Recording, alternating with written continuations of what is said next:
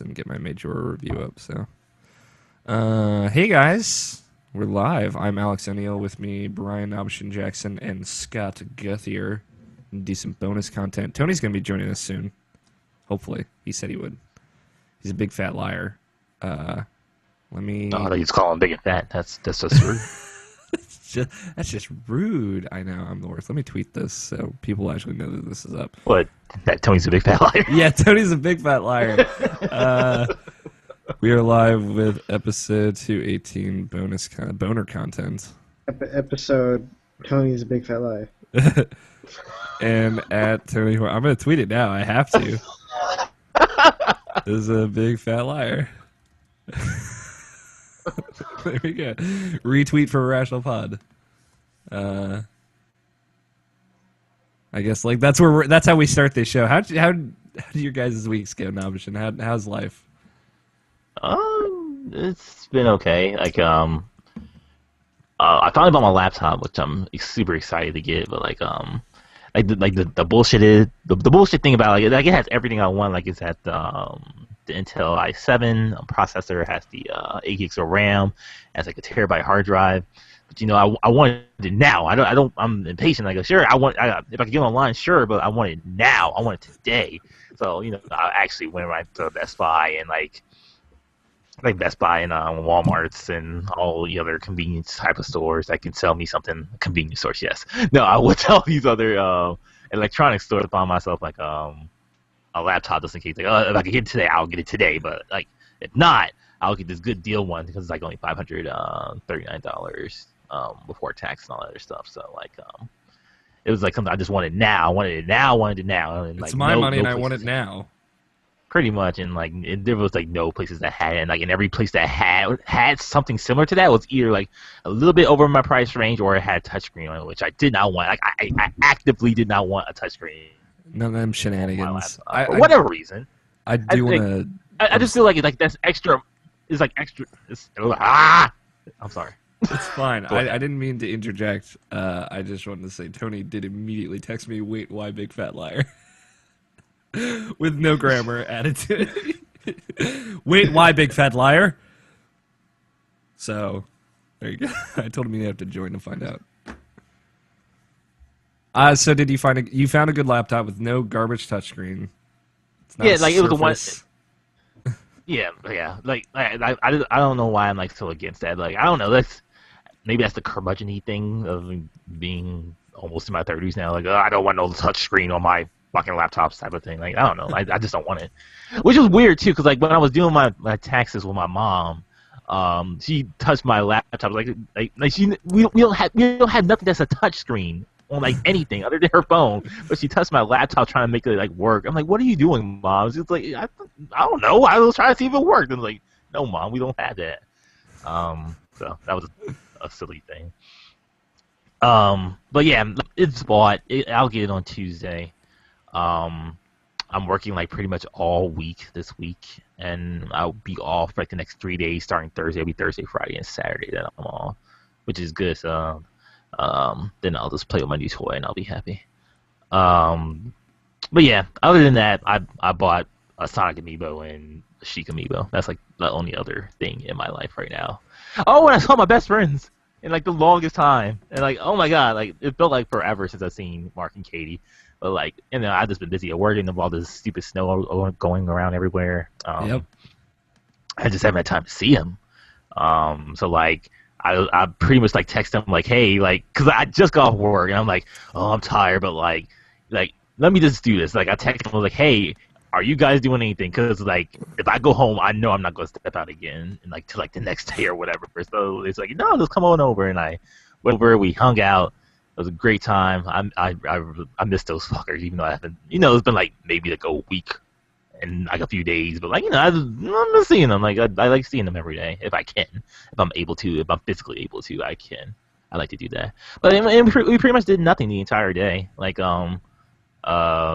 we just like hung around. We talked about Dragonheart, how that was a great fucking movie, and then we went on Netflix and said, hey, wow, there's a Dragonheart 3 on here. We should totally watch that, and we never did.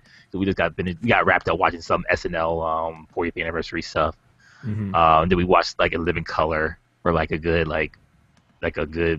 maybe like half an hour with like Jim Carrey dressing up as his like that his what's her name? No Like clue. we dressed up like he dressed up like a woman. It was like a supermodel woman, but like it was, it was like a woman who's like has a bunch of testosterone. So like Oh like, yes. yes, Vila de Milo, yeah, Vila de Milo. That's the name. It was Yeah, popping yeah. in my head. But yeah, That's good. um, Some of the stuff was good. yeah. But yeah, it was just fun hanging out with them again, and Mm-hmm. yeah, I should do that more often when I'm not tired from work and have a nephew to entertain on a daily basis. So, but yeah, that's pretty much me. I think I can't really think of anything else that was of certain interests. I've been really um like I've been really listening to podcasts a lot lately. It seems like even more than usual as far as like my entertainment wise. It's almost crazy now how not into like regular television I am. But like Mm. like Angry Joe puts out a new review. I was like, oh, dropping everything. I have to watch that right now, and I just watched like his 30-minute review. I'm like, oh, that was great. And just like get on with my life. It's like I don't know. It's such a weird thing that like how I just digest my entertainment now. And it's um, like when I was younger, I never really watched like real TV shows either. I just watched like pretty much just like old Looney Tunes or cartoons. Shows that goes on reruns like constantly. I was like that was my entertainment, just watching just reruns of old shows that I knew back and forth, like from the back of my hand. Like that's why I'm so good with like knowing like musical numbers and stuff like that. Like like the Rocco Martin like episode where they did the whole musical about recycling and stuff like that. I just sing that entire song about one and two, just because I watched it so many times and I just know it like that. And it's just like that's just like a little thing that like I just developed as a child. Like I got really into songs. Like I really into like musical numbers. That's why I'm so like a big fan of musicals and shit like that.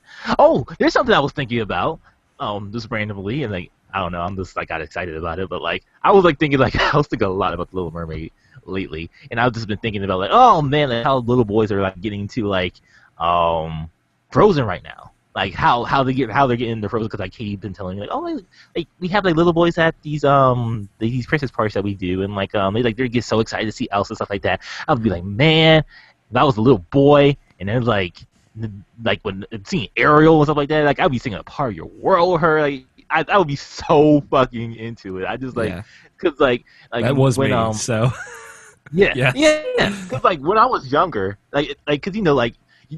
When we were like, God, that movie came out like I think '89, so I was about 4. And I was like, at that 4. age, and like at that age, it was like like I don't know the difference between like that's a girl thing, that's a boy thing. So like I was like super into the Little Mermaid. I was really into it, and like we watched it so much when I was a kid. Like we used to do like little skits and stuff like that. Like I used to be Scuttle. Because I like, knew her to every line and shit like that, and like when Part of Your World came out, I could sing that whole song because, like I said, I digest stuff like that, and like I could sing that song because I was at work, I was just singing Part of Your World to myself just because I love that song so much. But yeah, that was a weird tangent, but like yeah, that's what my no, that, yeah, I totally understand. In my mind, that was me when I was a kid too.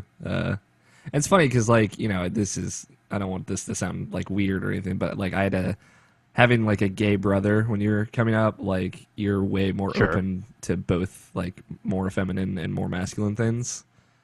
So like I luckily never had to kind of live with that stigmatism of like this is for boys and this is for girls, because my brother just loved anything Disney and musicals and singing, so it worked out for me.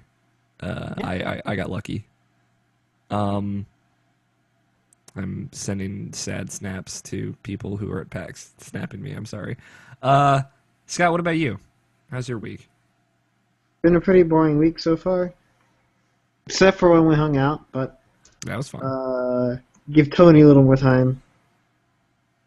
Did you give him time to get here? Yeah. We hung out on Saturday, but yeah, we can wait for Tony to get here to talk about that. We had a good time. Yes, we did. How early did you leave? I stayed a lot later than I think Scott thought I would. I left early. But yeah, he stayed for a good chunk of time. Yeah, I got there at like 4:30. I stayed till 9:30.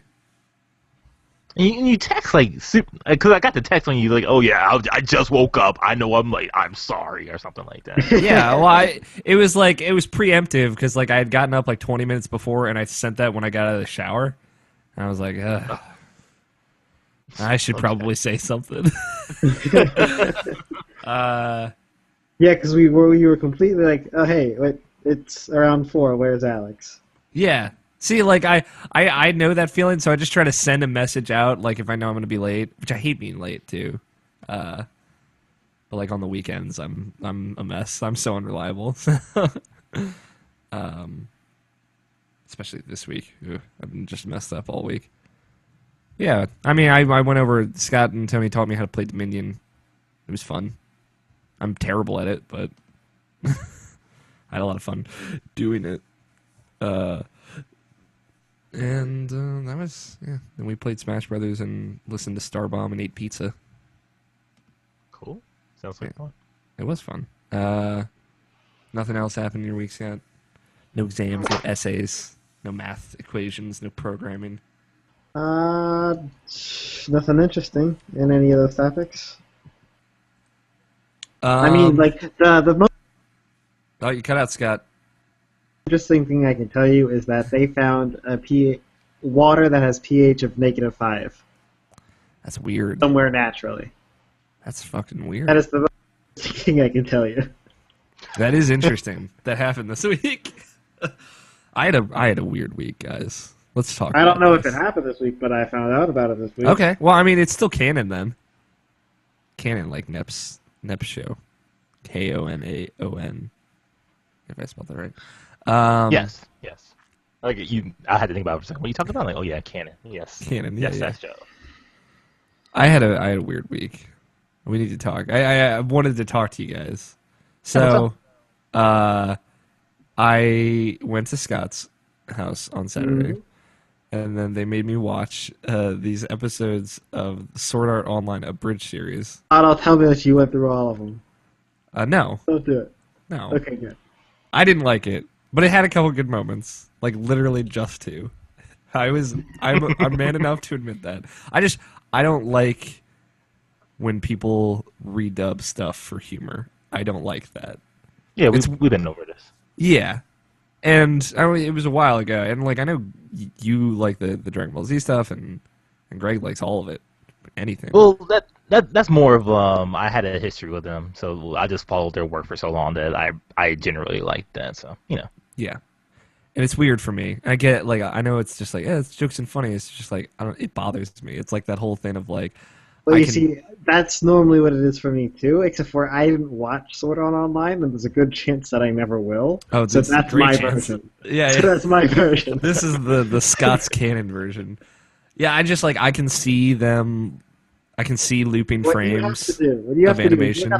You have to go ahead and you have to find something that you haven't watched. You're not going to watch, but apparently somebody did a good overdub of it. But like with me, I still won't like it just because I know. That's the kind of person I am. A quality chunk of man, I'll say. So they made me watch that. I was sitting there in this extremely comfortable couch that Scott has, like horizontal, like laying back. Scott knows what I'm talking about. It's really good. I'm like, I should watch Sword Art Online again. And so my mind started spiraling about that. And then Tony was like, no, you shouldn't watch it. He says, you should watch it with a girlfriend. I can speak from experience. It's a great show to have sex to. And I'm like, what the fuck are you saying? Just giving me that raw imagery. So I left. I went to bed. I slept terribly. Woke up, and then I started watching Sword Art Online. So then I had this very interesting weekend of watching all of Sword Art Online through a second time. And then I wrote a 24-page response to what all of that was about. 24 pages is more than I think I've ever written in the span of 2 days in my life. It was 7,000 words, which is a lot. Just because, like, when I get really into something, and Nabishin, you know this. This is why Yes. I wanted to talk here. I'm gone, man. I'm on the deep end, and I'm drowning, and I'm okay with that. I'm like a very empathetic person when like I see emotions illustrated whatever I would consider well in like TV or whatever. I get very emotional, as as I'm sure people who listen to the show have picked up on. So yeah, I just get like really into things and like really emotionally invested. And then when something happens in the thing I'm invested in, I'm just like a wreck for sometimes weeks, especially with like all of my emotional problems and everything. But aside from that, so like yeah, I've just been like a whole hot mess this whole week. I had that, and I'm actually like super proud of it, even though it's not very polished. I put it on my blog, which is alexloneal.tumblr.com. I share I pimp about it on Twitter. I pimp about it. I pimp about it on Twitter. I don't even know what that sentence was going to be. I talk about it on Twitter all the time because like I'm doing this whole thing where I write something every day, and I have for today's day 37. So if like I'm not writing something that's behind the scenes, like a review or something for Monthly Passions or a pitch, then I post it on my blog, just so people can see whatever the fuck I'm thinking about. And some people have enjoyed it. So that's like it's a separate thing, especially when I'm talking about anime, which I never talk about. Well, at least like outside of like Mup. So yeah, I was just like, it was really weird for me to have watched this stupid anime show and like just absolutely fall in love with it all over again, because I liked it the first time, and I liked it even more the second time, and like it's probably my favorite show, like alone in those like first 14 episodes, which are just like perfect for me. I still like the second half less, but like I still like it. And yeah, man, it was just like, it was a whirlwind of a weekend. I was surprised. I don't think I've ever, at least not recently, I've ever been as passionate while I'm writing about something, which is weird because it was an anime. There are a couple things that I've written that I remember that feeling. And then I realized, oh, this is why I haven't played Persona 4 Golden again, because once I finish it again, this is gonna be me again. and this is what I was trying to avoid. Yeah, and I'm gonna be a wreck. But like, I also like, I like that feeling because it brings out so many emotions in me when I write like that. I think I show a different side of myself, a more creative and expressive side of myself. So yeah, like it's. I think I heard this talk about something like something similar about this, like when you feel like ownership of something, like how some people are like, get super passionate about like something like Star Wars or something like that, because like they feel like if that's like the first thing you see and you really really enjoy it, like you feel like some kind of ownership to it, kind of like it's kind of like how I feel about like Kingdom Hearts. It's like it's something I value and I love truly, like over my heart, because like it was something I found. And like it was something I said, oh, I'll just buy this thing because that looks cool. I see Jack Skellington on this commercial. Sure, I'll buy it. Basically, that literally was the reason I saw Jack Skellington. I bought it. Okay. And, I'm in. yeah, and and it just became this whole thing for me. And like and like when you first get into something like this, like you try to like push it to everybody. Oh, you should see this. Is amazing. And of course they won't feel the same way about it you feel about it. And then eventually you'd be like, okay, this is like, then you get the understanding like, hey, this is my thing. I should keep it as my thing, and I should express my love for it. But I shouldn't push it to anybody else, because like, who cares what everybody else thinks? This is me and how I feel about it. Is how it resonates with me. So like like you don't really need to like, you can express it, but like just like you don't have to push it down people's throats. So like when you go on Mupp, next time you go to Muppex and you say this, or if you decide to say this, like Greg is gonna be like all anti for you because he doesn't like that show. but you'd be like, okay, whatever, I don't care because this is for me and this is something I truly love. And then that's how I express it this type of way. Yeah, and I feel like that's like the age separation between you and me, because like I'm still in that like whole like I wish someone understood, which is kind of like why I wanted to get this show started, because like at the time I just didn't have anyone to really talk about video games with, and then Scott and Evan and I got closer, and then we started it, and it all spiraled out. So now I have you, and I could just talk about Metal Gear with you, and Scott and I can nerd out about Zelda and stuff. I have an outlet for Evan just away. Evan just wisps away into a Everything. ghost. That sounds fun.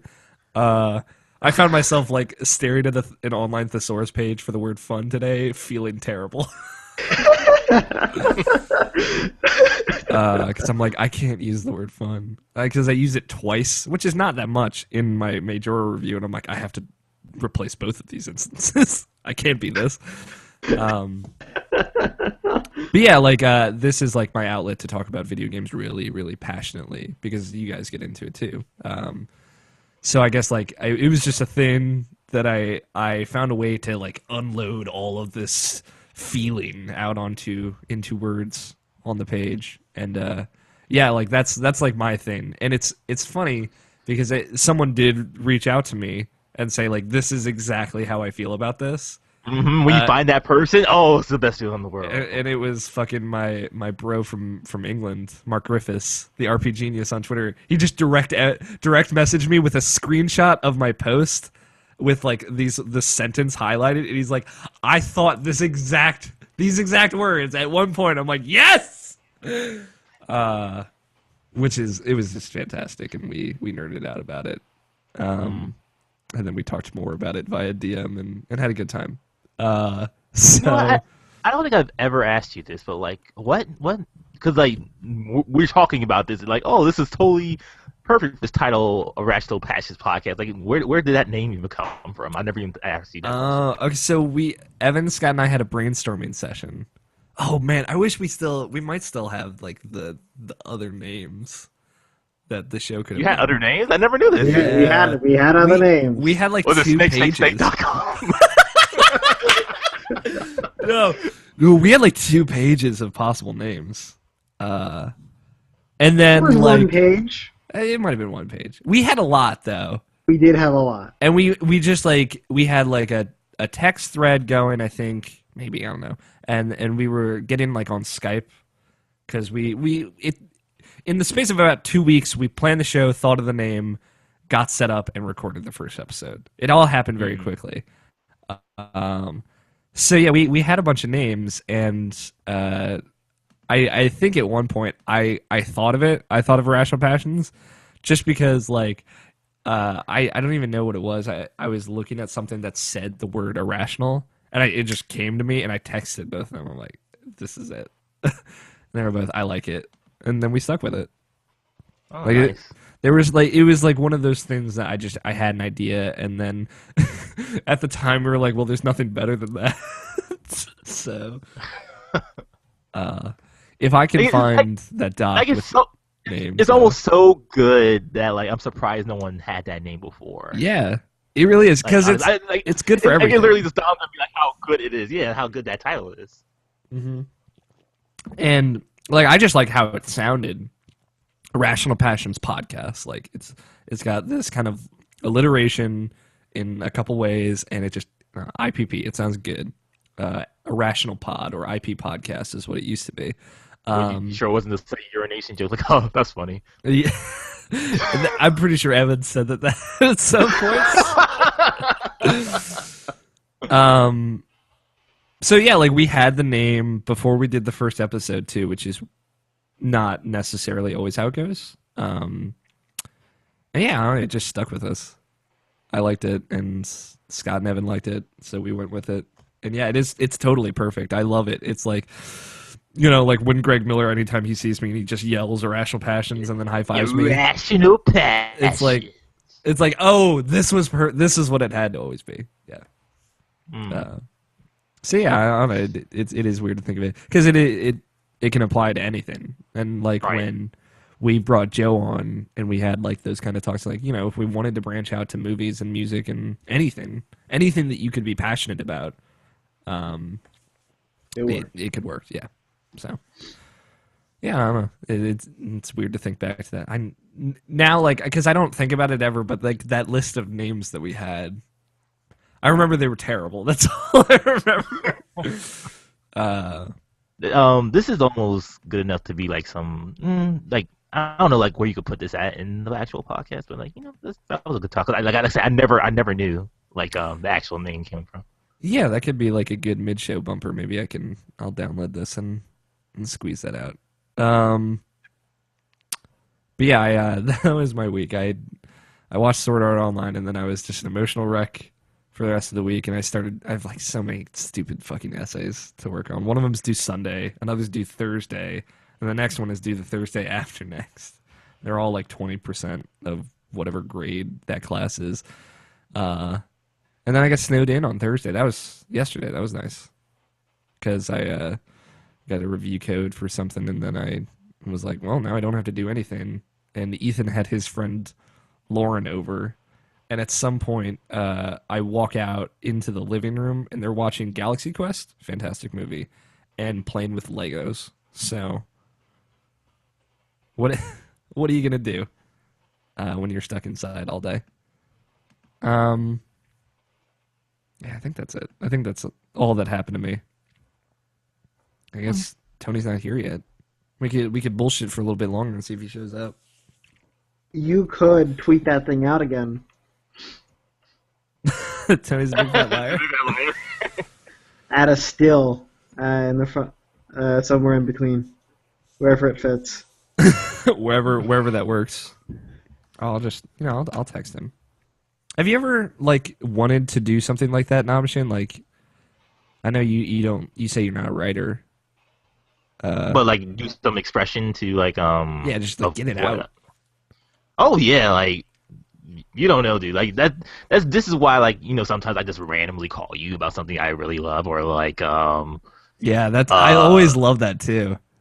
Yeah, you know it's just like stuff like that. Like God, like if I could think of anything I've done for Kingdom Hearts, like I know I did like back when I had VCRs and shit like that. Like I used to I recorded my entire playthrough of it, like the first Kingdom Hearts. You know, like do the VCR hijacking and stuff like that, like so you could capture the footage, like the old way to capture footage back in the day of VCRs. Mm-hmm. And like I had like maybe 2 tapes worth of my entire playthrough of Kingdom Hearts, because you know there's certain cutscenes that I really like. And I just like rewatching it over and over again. That's rewinded on VCR, and I don't know. That's fucking stuff awesome. Like that. Man, I'm old VCR. I'm just thinking about it. It's funny because like, speaking of like being old, I don't think you're old, but when I was you keep mentioning my age, like you mentioned like for the last 2 or 3 weeks now. I don't know. This is the age difference. Like I never really thought about that until you keep pointing it out. I'm 29 now. Now I'll just keep thinking about it now. I turned 22. You see, the funny thing is, in a few even weeks, though you're 29, I disagree with you. There's barely an age difference here.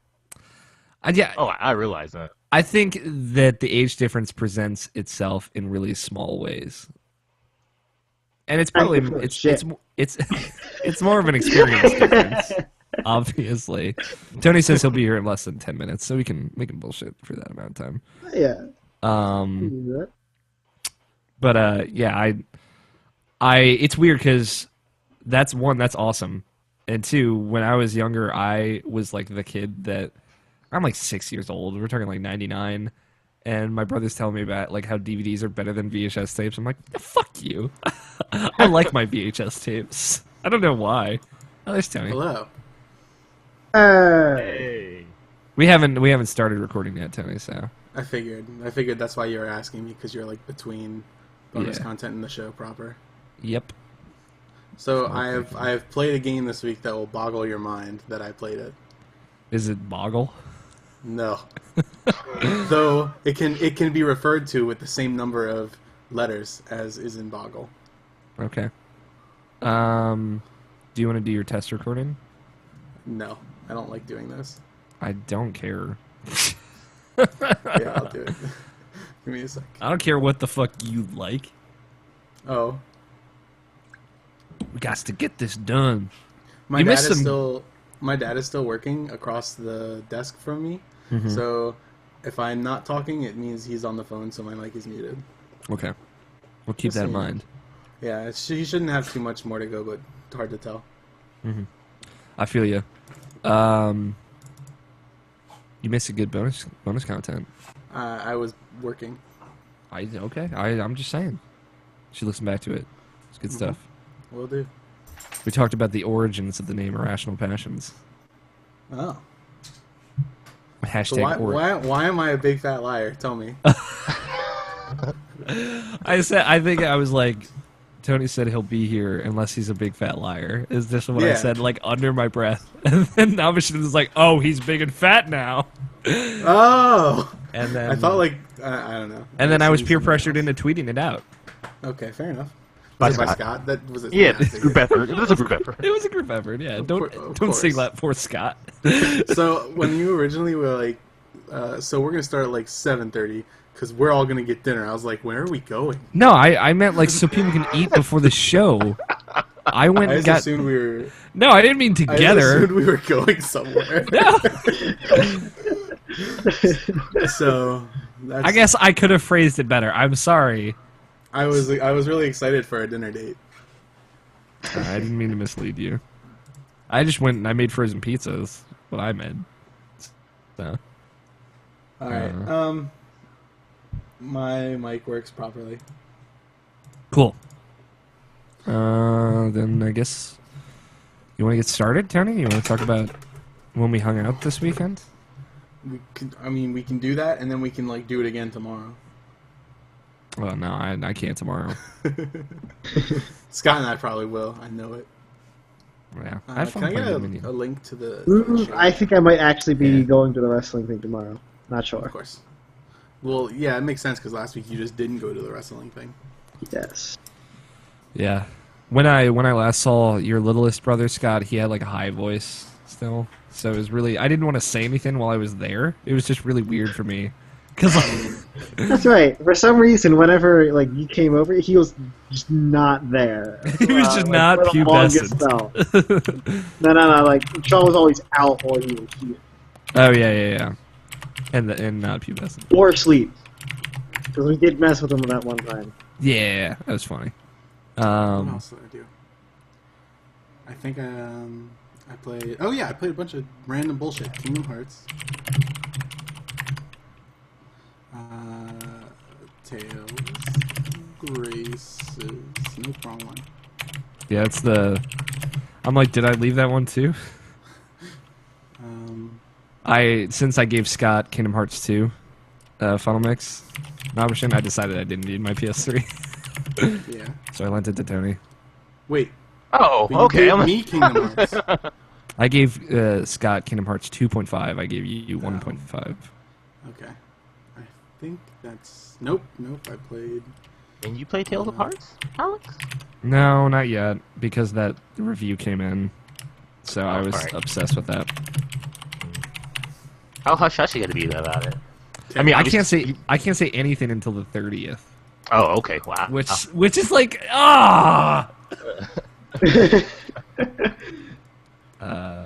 but 8 You a.m. can write it down and that'll help, right?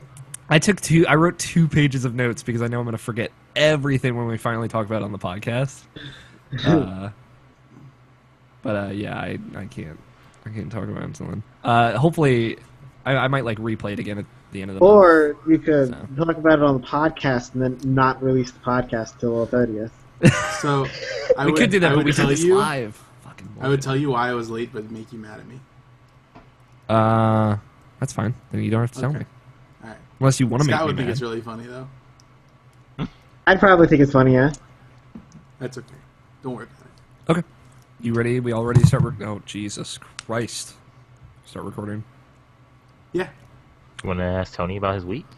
I did. I said, Tony, you want to talk about when we hung out? He assumes that's the only thing I did this week. Well, did you do anything this week? No. No. I'm always the bad guy, huh? Yes. This is how this works. We're the good guys, you're the bad guy. No? We have a chemistry here. I am, like, my title is Irrational Overlord, so it has an evil connotation. I think my title's unofficial is like my unofficial title for this podcast is still League Official, which is really weird. I think I have you as just like podcast staff. Is what the last time I put you in. But for that PAX. was what was on my business card. That was what was on your business card. So League Official. Well, back then. We need to talk about I need to ask you about some business cards, Alex. I need to invest in some of those. Okay. I actually talked to some people in the freelance video games about business cards this week, and none of them wanted to hear what I had to say. And I was like, no, I have really nice business cards. I would hold them up, but they have my phone number and personal email on there. everyone knows that already, anyways. Please, I hope not. Just like people calling me from other countries. Mark Griffiths on calling the show me. like 20 times. He was calling you.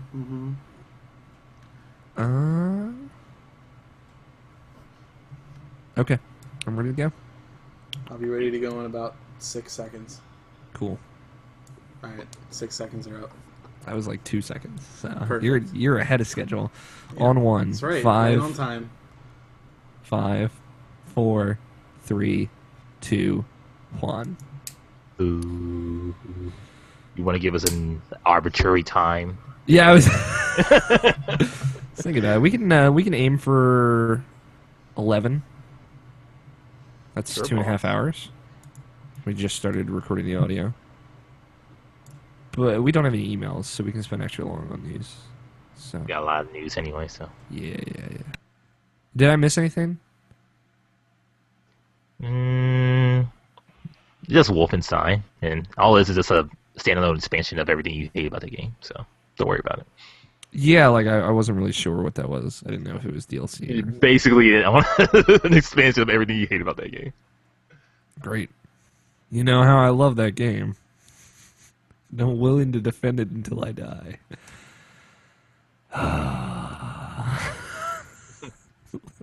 This fucking show. I'm gonna grab my inhaler. Give me a second. I'm gonna grab a drink. I'll be back.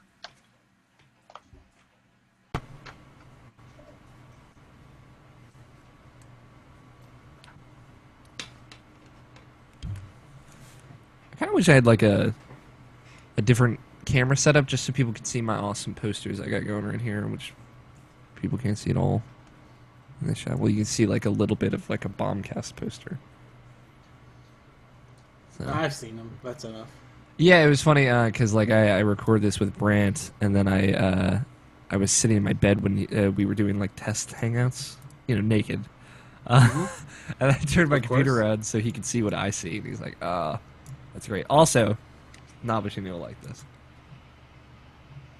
This is what's fun. Oh god. Above my mixer, I have this, which is something Ethan made for me for Christmas, which is adorable. Look at them. It's pictures of my besties.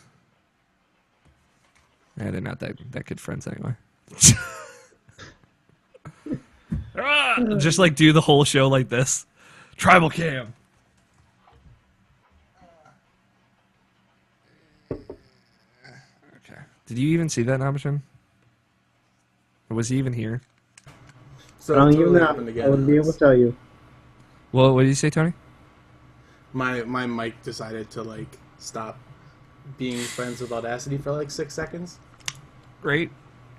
Yeah, so let's know what's going on with that. Did we have to start re-recording? Seems that way. Why? Tony's My mic mic is being weird. disconnected from Audacity. Yeah. Delete your recordings. I was trying to show you something, Nabishan. I didn't know you were gone. That was a good time. What is it? Yeah, I'll grab my camera again. This Ethan made this for me for Christmas. Oh, that's great. Yeah, it's over my mixer, so like I get to stare at it while I record. He was really happy when I put it up. I don't know where Damien. He made a different one for Damien. I know Damien hung it up, but I don't know where because I don't go to his house because his mother's a sociopath. I should do something like that. Yeah, it's like you can do it for like $6 at Walgreens. The frame is $2 and it's 50 cents per print, and they're super high quality print, and you can just plug in your phone and sync photos over it that way. Oh, awesome. Yeah. All right, we ready to record again? Yep. Scott, did you initially stop recording? I don't know if you. Yep. Okay, good. But am I ready to record again? Are you? That's the question I'm asking you. I hope so. I don't know how I would know. On one, once again. 5, 4, 3, 2, 1. So did you want to like put an arbitrary time for us to end it? Yeah, I said like 11. Yeah, I'm saying it again because we're doing this again. Oh! Yeah. Yeah, that's right. Yeah, let's arbitrary time it up. I like my arbitrary time limits. 2.5 I'm gonna have hours. to restart Audacity real quick because I'm not getting any waves. This is why we do our weird. test recordings. I did do it. And then Okay. stopped. Well, do you know what the problem? Do you need a new cord? Don't I can stop your don't need recordings, a new guys. cord. Well, what if I don't want to stop my recording? I got nothing for you, Scott. You'll get no sympathy from me. So Audacity just decided that this mic does not work anymore, I guess. You want to restart your computer? No. No one wants to restart their computer. I'm just going to make it work my own way. Yeah, and then I'm going to have to deal with the audio quality. That's right. It's going to be terrible. Why are you doing this to me, Tony? Maybe you'll get it, like, today, though. Bullshit. Wouldn't that Over be my great? dead body. So I restarted Audacity, and now it works. Do you want to test record for a couple minutes to see if it continues to work? I don't think that would be productive. Well, you know what's less productive? Us starting the show and then it cutting out right in the it'll middle. be fine. Tony, you're I don't know what you're doing to me. Give me a stroke over here. Good. We'll aim for 11:06.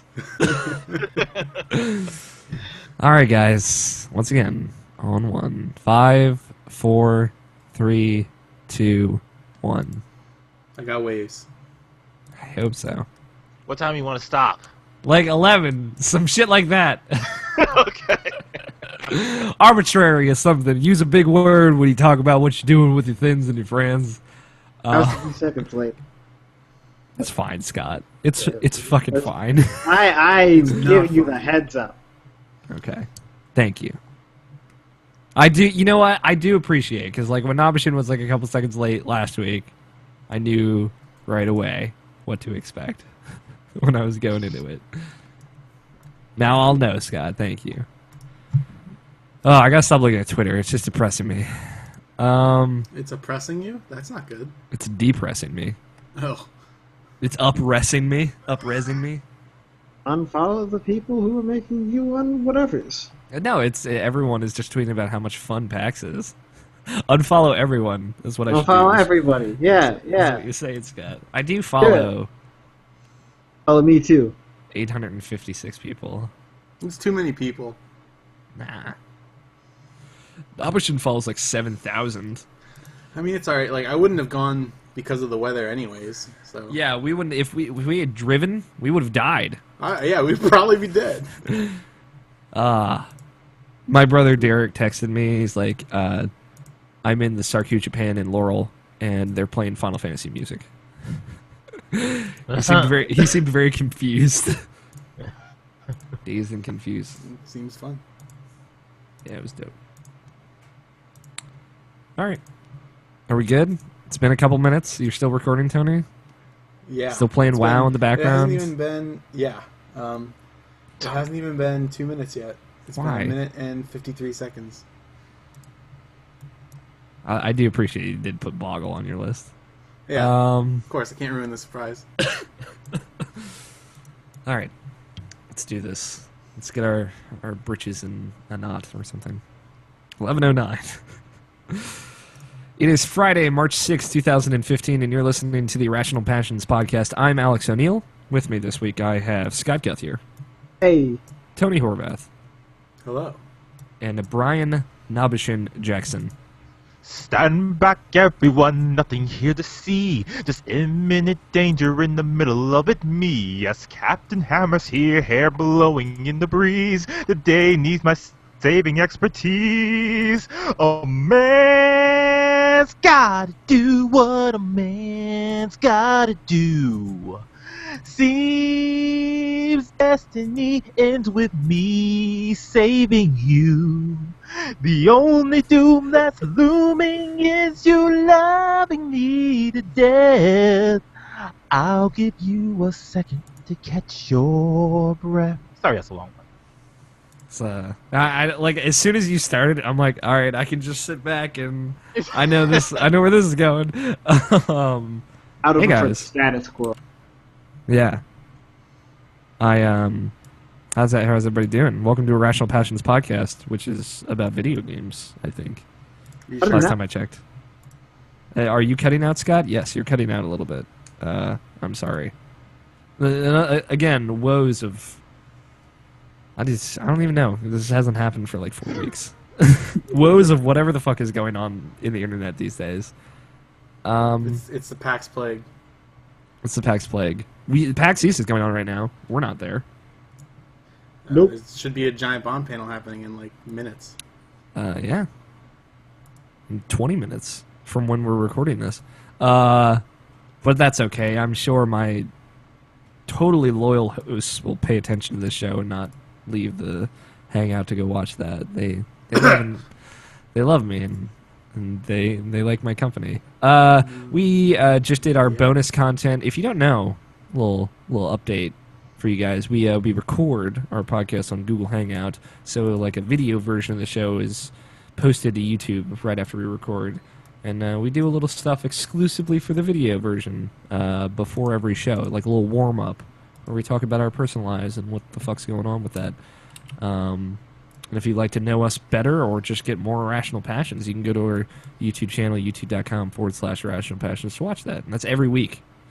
At least 30 minutes of bonus content combined over the length of the episode. It's I updated that playlist, so it's now titled Irrational Passions Uncut and Unedited. Oh. And I use the words flagship podcast since we post other podcasts on our website too, which I was just happy I got the chance to use flagship podcast. We got a good show for you guys. We're going to talk about video games, and we have a bunch of news to talk about. And our email works again, but nobody sent us emails. And we're gonna get right into it. We're gonna start this up. A few kind of like catching up bits, house cleaning. I don't even know why I couldn't pull that word. New MupX is going to be up by the time you hear this in audio form, as will Monthly Passions and my Majora's Mask 3D review. So look out for those. And I think one other thing might be up, but I'm not sure. We'll see. But yeah, irrationalpassions.com for all that, for all your Irrational Passions needs. With that, let's talk about video games. Does anybody want to go first? No. So Scott goes first. No, nobody goes first. No, I'll go first. I haven't gone first in a few weeks. I mean, unless you really want to go Nabishin. I mean, there's nothing much to really talk about. Mine was like quick and to the point. Yeah, a few things. So go for it, Nabishin. Yeah, and like play a little bit more Birth by Sleep. Doing a little bit of Aquas. Didn't get too far to it, so there's nothing much to really talk about that. Aqua's Aqua. Yep. And I can't wait to get to the end of that, like I normally do. Play a lot more Hyrule Warriors. I just keep going back to that game. I just generally really enjoy playing that game. Like with all the content that you've been adding, I've been getting really good playing as Tingle, because that's just a fun dumb thing to do. And I have a weapon that's like 322 damage or something like that. So it's just really cool stuff like that. And I don't know, that game is just fun. That game is really, really fun. I just been doing the adventure mode, trying to get all the weapons. There's literally one more weapon I need to get for Link, and then I have all the weapons in the game, and I'll be happy. And I don't know if I'll keep playing after that because like I just want the last weapon. And like that was like my drive to keep playing that game was to get all the weapons and like just to see like all the new characters that they release. Like they've been releasing since I had the season pass and everything. So like yeah, that game's really fun. I still recommend that game a lot to like just people who generally like Zelda and like I forgot to let you it's just try that. Yeah.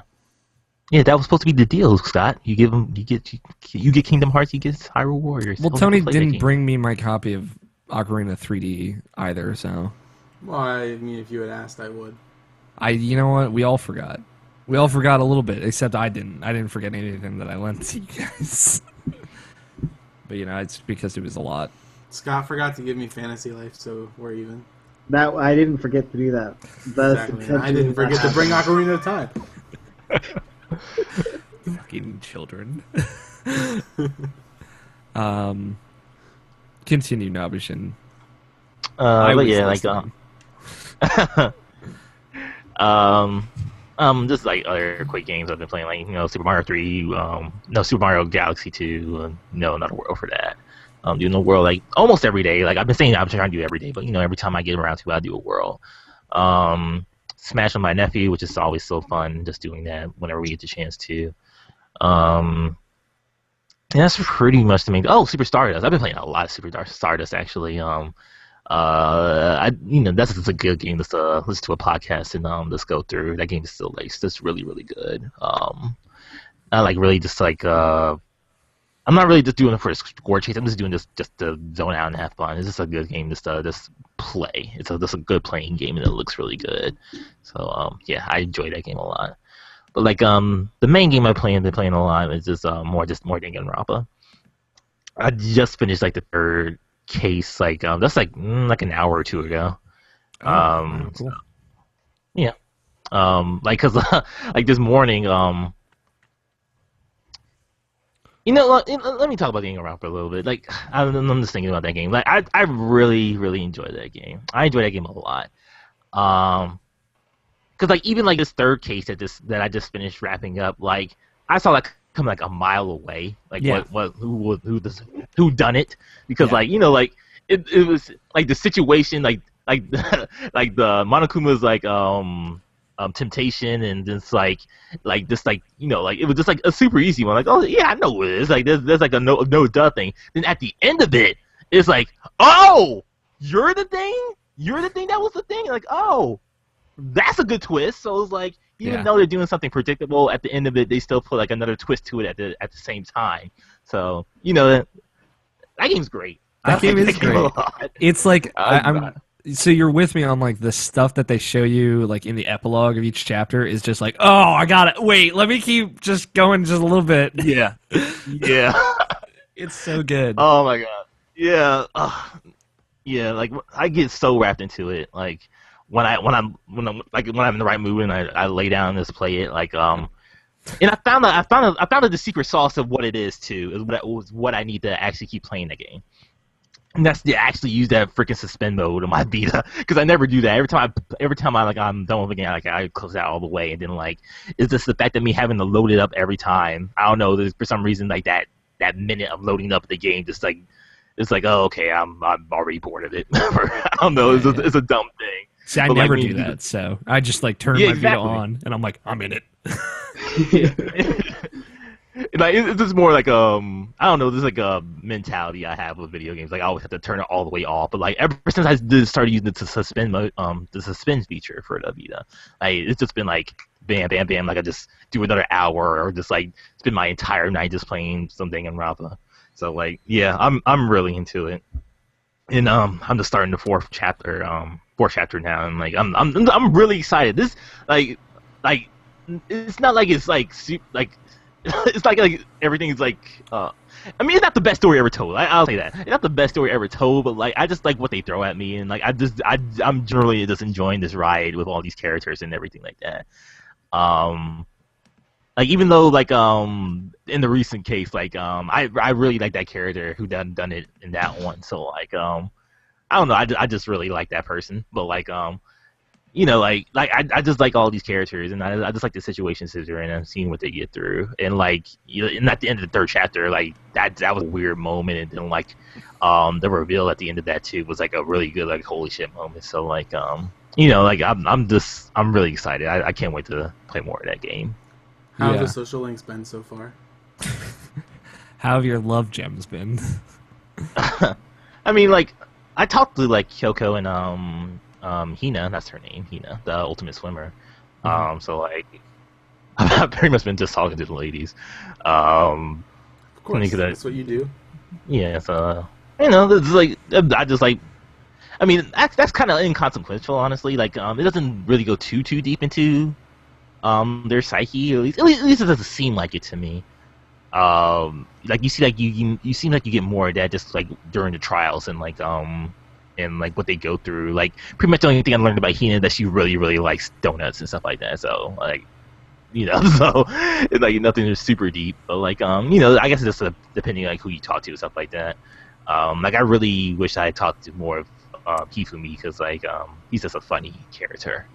But yeah.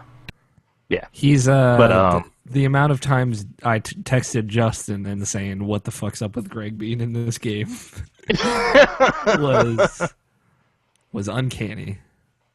And it's so funny just looking at him and just I almost have a friend just like you, and it's kind of funny. It's really kind of funny. Yeah. The 2D and 3D thing, and just that's pretty funny.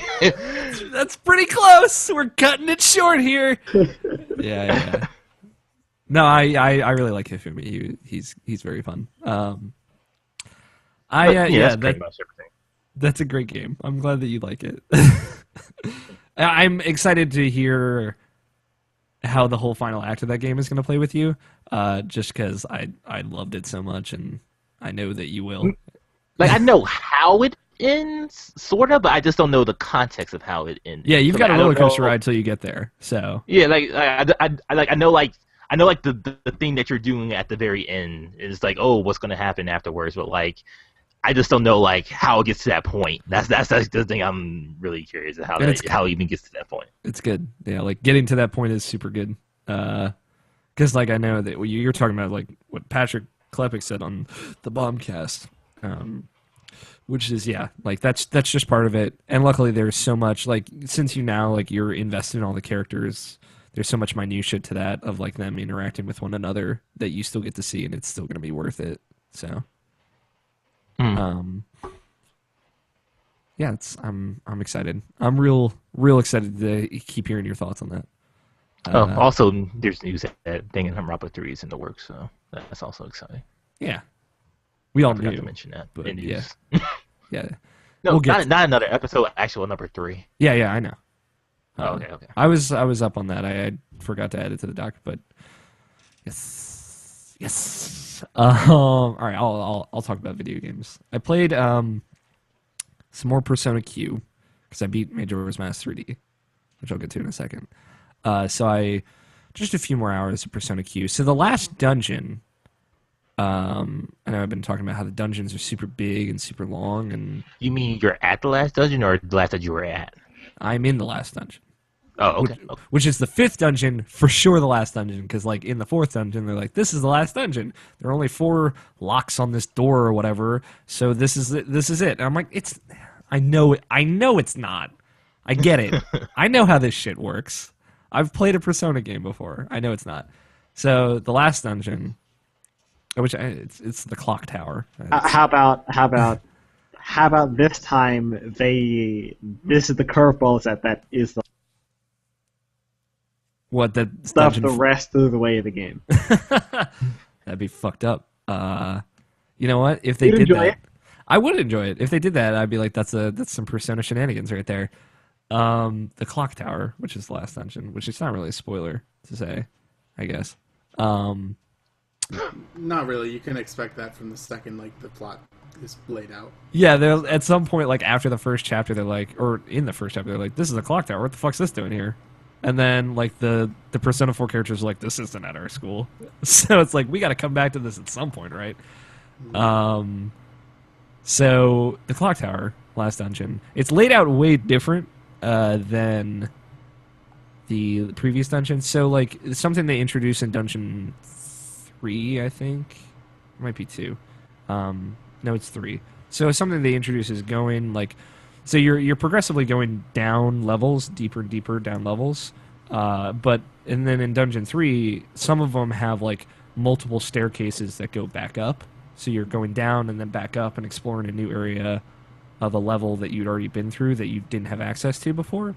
And then you're going back down from there and into new areas past that. So the clock tower is like 5 floors of that. But they're much smaller. They're very, very small, which thank God for that. I appreciate it. The enemies are really tough. And the FREs, is that what they are? Do you remember, Tony? Something like that. Nope. The super strong enemies that are kind of patrolling around. I still haven't touched that game. Okay. I would. They have like some abbreviation, some military like abbreviation. They're much stronger and they move a lot more dangerously in this last dungeon. But I actually now, like going through it, I feel like I'm actually close to the end of that game, which is nice. I have a lot of grinding I have to do because I'm like level 59 and I think I should be like mid 60s, but Oh, what's the hour count? 66 hours I think now. Okay. But like I'm on the third or fourth floor of this final dungeon. I think there are only 6. The 6th floor is the boss floor, so there's nothing but the boss on that floor. FOEs, thank you. Justin tweeted me to let me know. Thanks, Not Justin. FREs. Yeah, it's so I've been going through that faster than I thought I would. But like it's weird because they back end a lot of stuff. Like, so there's this option, I talked about it before, like weeks and weeks ago though, called strolls. You can go on a stroll and it's just like, here are 4 of your party members, 4 of your 17 party members or whatever, just hanging out talking. And there's like 6 of them every time you leave the dungeon. So it's like so much. 6 total strolls. 6 strolls. So like, you know, going through it, like I've done like 15 strolls, different like conversation points, that it all feels like back-ended because there wasn't as much of that while I was just going through the regular game. And now the atmosphere is really tense as like the antagonist has kind of presented himself, and it's all like sad because sad stuff happens. So it's weird. It's handled poorer than I would have hoped, but I'm still enjoying it regardless. So that's pretty much Persona Q. I think I'll finish that game soon. I was thinking about maybe reviewing it as well once I do finish it, because I have a lot of back and forth feelings about it, and I'd for sure at least like to get some of those written down. I finished Majora's Mask 3D, Scott. It always comes back to you and me. That game's good. I don't know if you knew this, Scott, Pretty but good. Majora's Mask is a pretty good game. I don't believe you. Well, you'll have to take my word for it, or Okay, deal. choose not to believe me. I don't care. Is it better? I don't know. I think it is in some ways, but it's also worse in some ways. So in the end, it's just kind of equal. But overall, yeah, like overall, it's comparable to the original Majora's Mask. But this version is more playable, if that makes sense. Like, if you had never played Majora's Mask before, you could probably play this version of it, and be like, I can finish this game for the first time ever, which is a feat. It's not that hard. Come on. It is if you don't know what to do. And, like, the only reason I say that to you, Scott, is, like, you and I know what to do. This is We get it. You keep cutting out also, Scott, just letting you know. when I beat it the first time through, I couldn't for the life of me get any of the masks that weren't completely obvious to go get. Same. Yeah, me too. And I thought it So would the take Fierce forever. Deity's mask did not happen for me. Yeah, me either. And I thought it would take forever to get all the masks. It doesn't really take that long at all. It's just like the one that takes a long time. But Yeah, there's a couple that go through an entire cycle. there's a couple other ones. But like, regardless, I can't think back to when, because like I played this when I was like 12. Like it was a long time ago. It was like 10 years ago. Or like 3 months ago. Yeah, 3 months ago, guys. Whew. It has been a weird 13th birthday, let me tell you. It's impossible, because Majora's Mask is so particular. It's impossible to put myself in the mindset of someone who doesn't know what to do in that game, because it's so everything you have to do is so specific. Like in Zelda Ocarina of Time, for example, they're just like, yeah, go to the river. There are fish people there. And you're like, okay. And you just do it, and then you get to the little Hylian crest, and it's like, oh, play the royal family song. Like, I know that shit. And the Zoras. And the fucking Lord Jabu Jabu ate some Zora kid, and you gotta go get her. Like, that makes sense, sure. Like, that's the most confusing part of that game. But Majora's Mask is like, nah, go to the graveyard, learn the Song of Storms. Well, how the fuck do I do that? Well, you get the captain's hat. Well, where the fuck is the captain's hat? You see the big sleeping Stalfos? You go kill him. How the fuck do I kill him?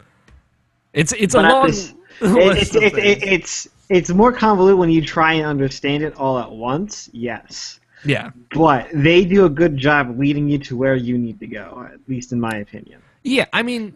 So, like, if you're trying to explore things and figure things out on your own without using any of the built-in guides from the original, then yeah, you're going to run into some trouble. And that's why I think this version is better for people who have never played it before. Because, like, at any point, if you get stuck, you can do something. They gave you pretty much what you needed to know in the original one, save for a few of the odd masks. Yeah. I'm talking about a few of the odd masks. Yeah, but like, like for example, the Giant's wallet, the last wallet you can get. This is just like, it's not a mask, so it's like an optional item, but you need it to buy one of the masks. It's like you have to finish this Skulltula house in the first day. Like that's all you have to do really to get it. And then you get this, some dude shows up and gives you a wallet. Don't take wallets from strangers. But like nothing in the game tells you have to finish it in the first day in order to get that. If you finish it in the second day, he gives you rupees. If you finish it in the third day, he gives you less rupees. Like that's it. And there's no indicators of that. There are a lot of things like that in this game.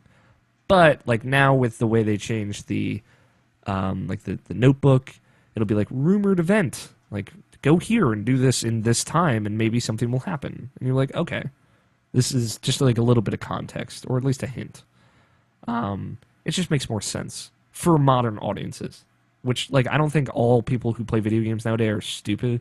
Like Nintendo kind of seems to think they are. But there are a lot of weird things in Majora's Mask that are easier to follow now. So, regardless, I think it's a great version of the game. I beat the fourth boss, which is weird. It's super different. So, I don't know if like I want to like spoil what goes on in that fight here for you, Scott, or anything, or Nabishin or anything, but it's different and it's weird. Don't really care. Giant mask required again? Giant's Mask required. Well, Nabishin doesn't care. Spoiler warning for the gimmick they added to the twin mold fight in Majora 3D. No!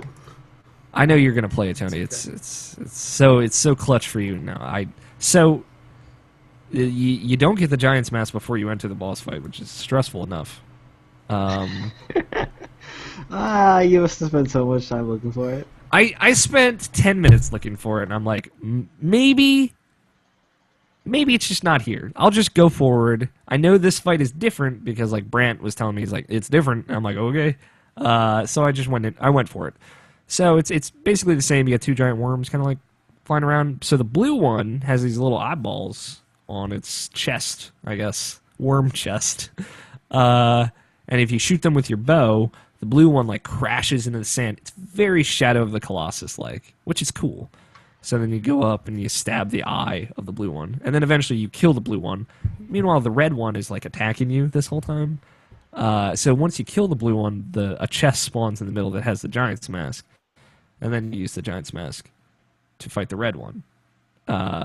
So it's it's more cinematic.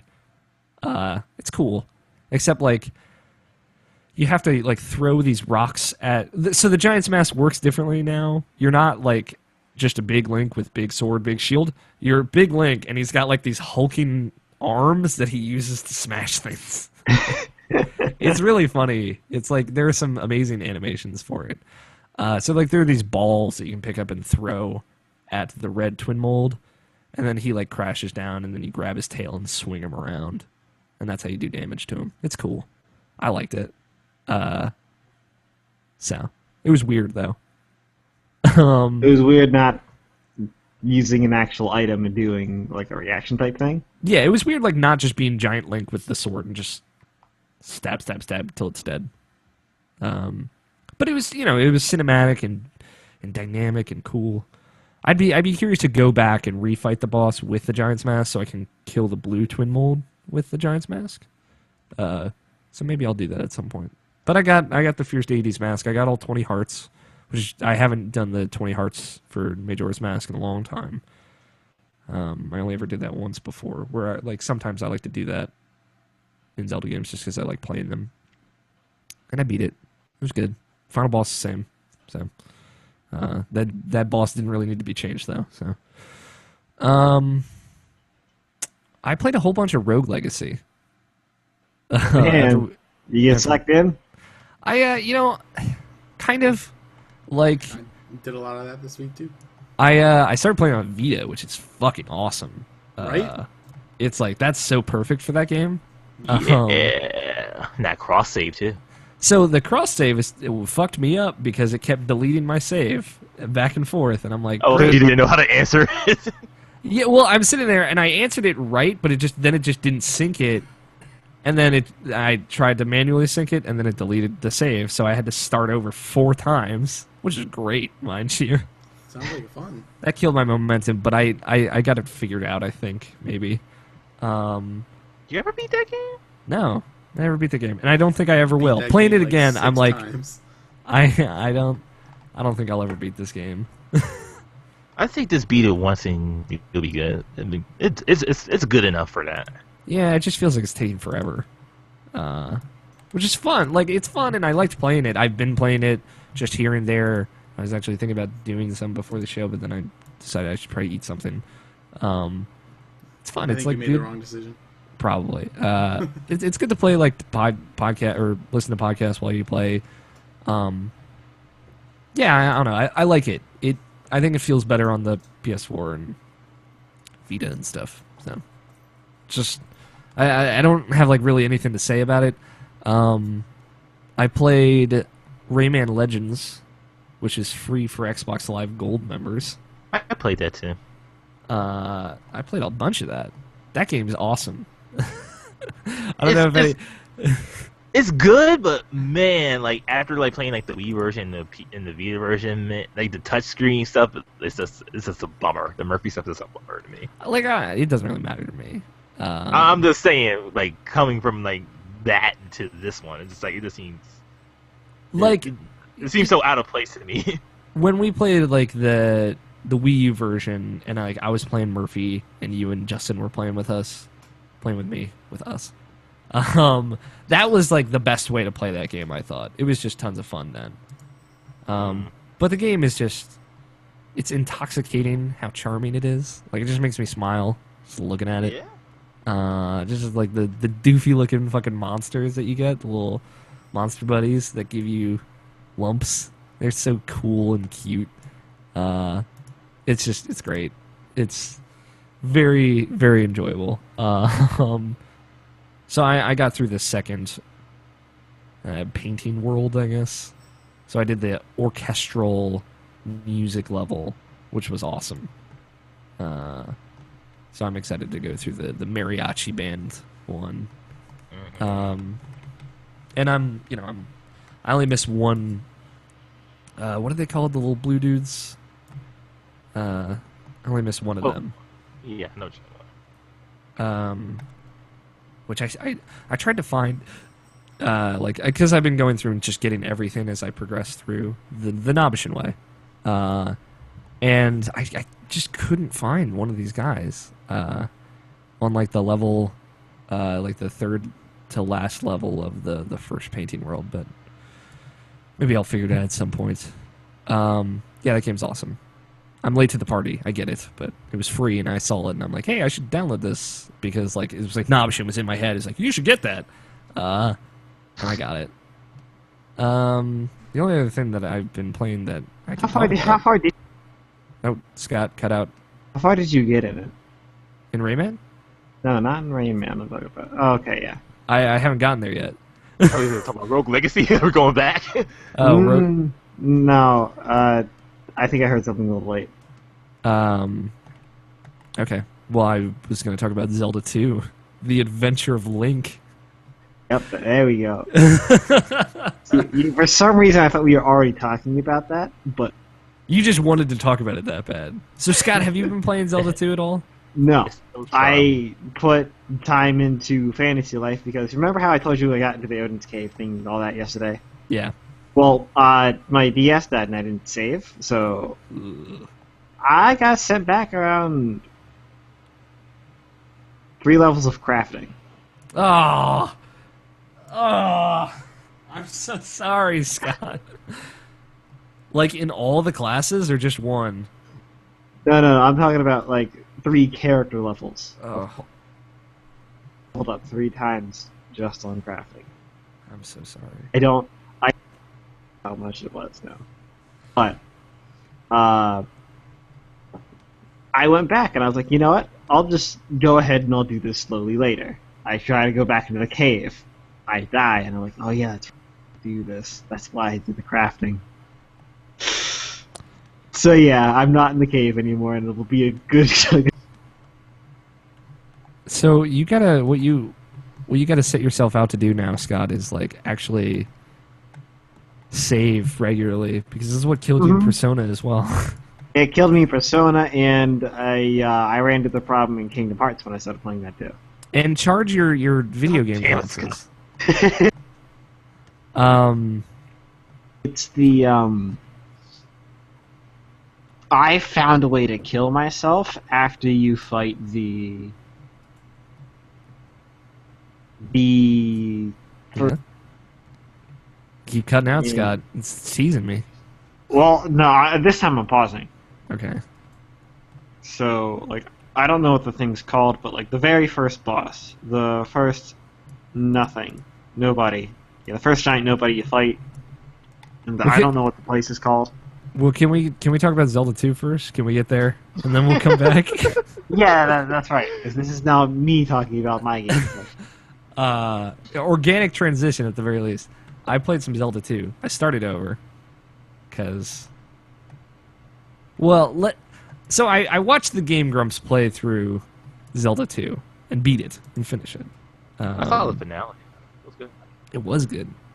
That is a great series. It was fantastic, and I love Danny. So I'm wearing my official Game Grumps T-shirt. So if you're watching the video version, you can hang out with I'm So Grump and Not So Grump.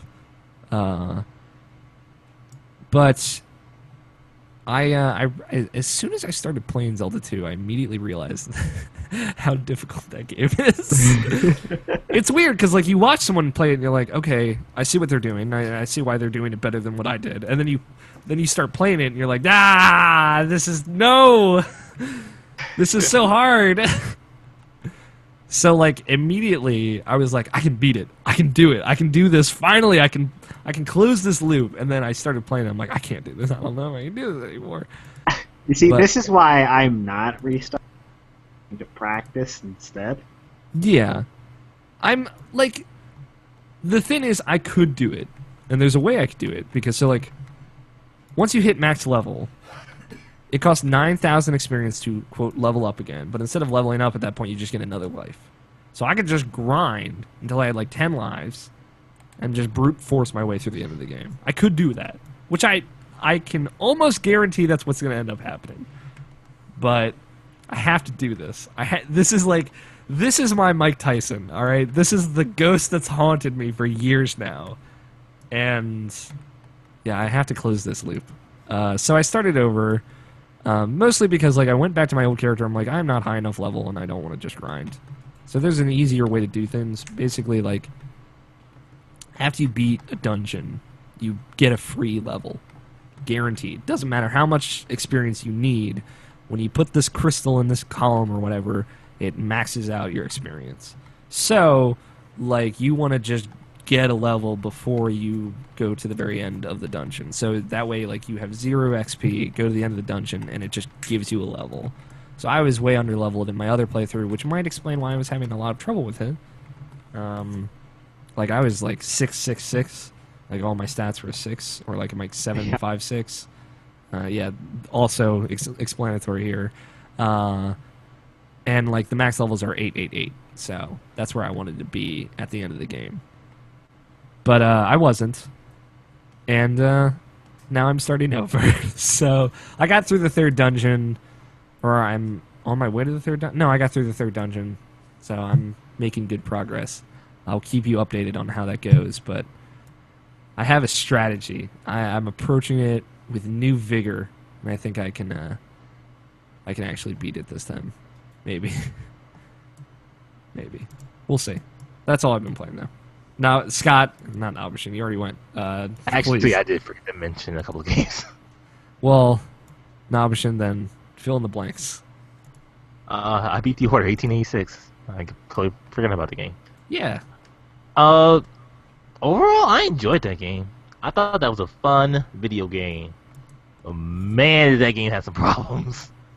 It's like there's certain things about it. Like I don't think the shooting's all that good. The story just goes all over the place. But you know, it had like compelling characters, or at least like the main 4 for the Order. It's like I generally enjoy Galahad, and of course and his like his I guess you could say his main squeeze. I think her name was East or something like that. I can't remember her name. But like I thought they were all like generally just good characters, and like it was just like just some weird stuff about the game. But like, you know, like for what it does it okay. As far as like it's kind of weird. Like I feel like a game like Beyond, or like Beyond Two Souls, or like Heavy Rain, or even Osiris Wrath, like I don't know if I said this already or whatever. Like I feel like they have a lot of stuff to like, you know, like fill in like the blank parts for that game, like, you know, like the walking forward and like interacting with stuff. Those stuff are like the main mundane stuff that you do in the Order is just not interesting enough for what you do. And I feel like like for those other games, you know, like something like Beyond or something like that, like she pick up something and she actually talks about it and like actually like maybe has a thought about it. But then, like, you know, in the Order, you just pick up an apple and you just look at the apple for like 3 seconds, and then or you just rotate it around your hand, just looking at every angle of it, and then you just put it down, and just walk away, like no thought bubble or anything like that. So it's just like this little stuff like that, just like it just has some just not so great like moments in that game, as far as like the pacing for it, or like the interactions. And But overall, I still enjoyed that game. I still would recommend people to at least try it for themselves, and you know, maybe you'll get a better kick out of it than I did. Even though I liked it overall, you know, I still have some problems with it. But you know, like hell, I'll be excited to see the Order 2. I would totally like to see Ready Done like give it a shot at that the Order 2, or would it be like the Order 1887, or I don't know, maybe the Order 1986, and then they'll see my birth. That'd be weird. That's the game I want to play.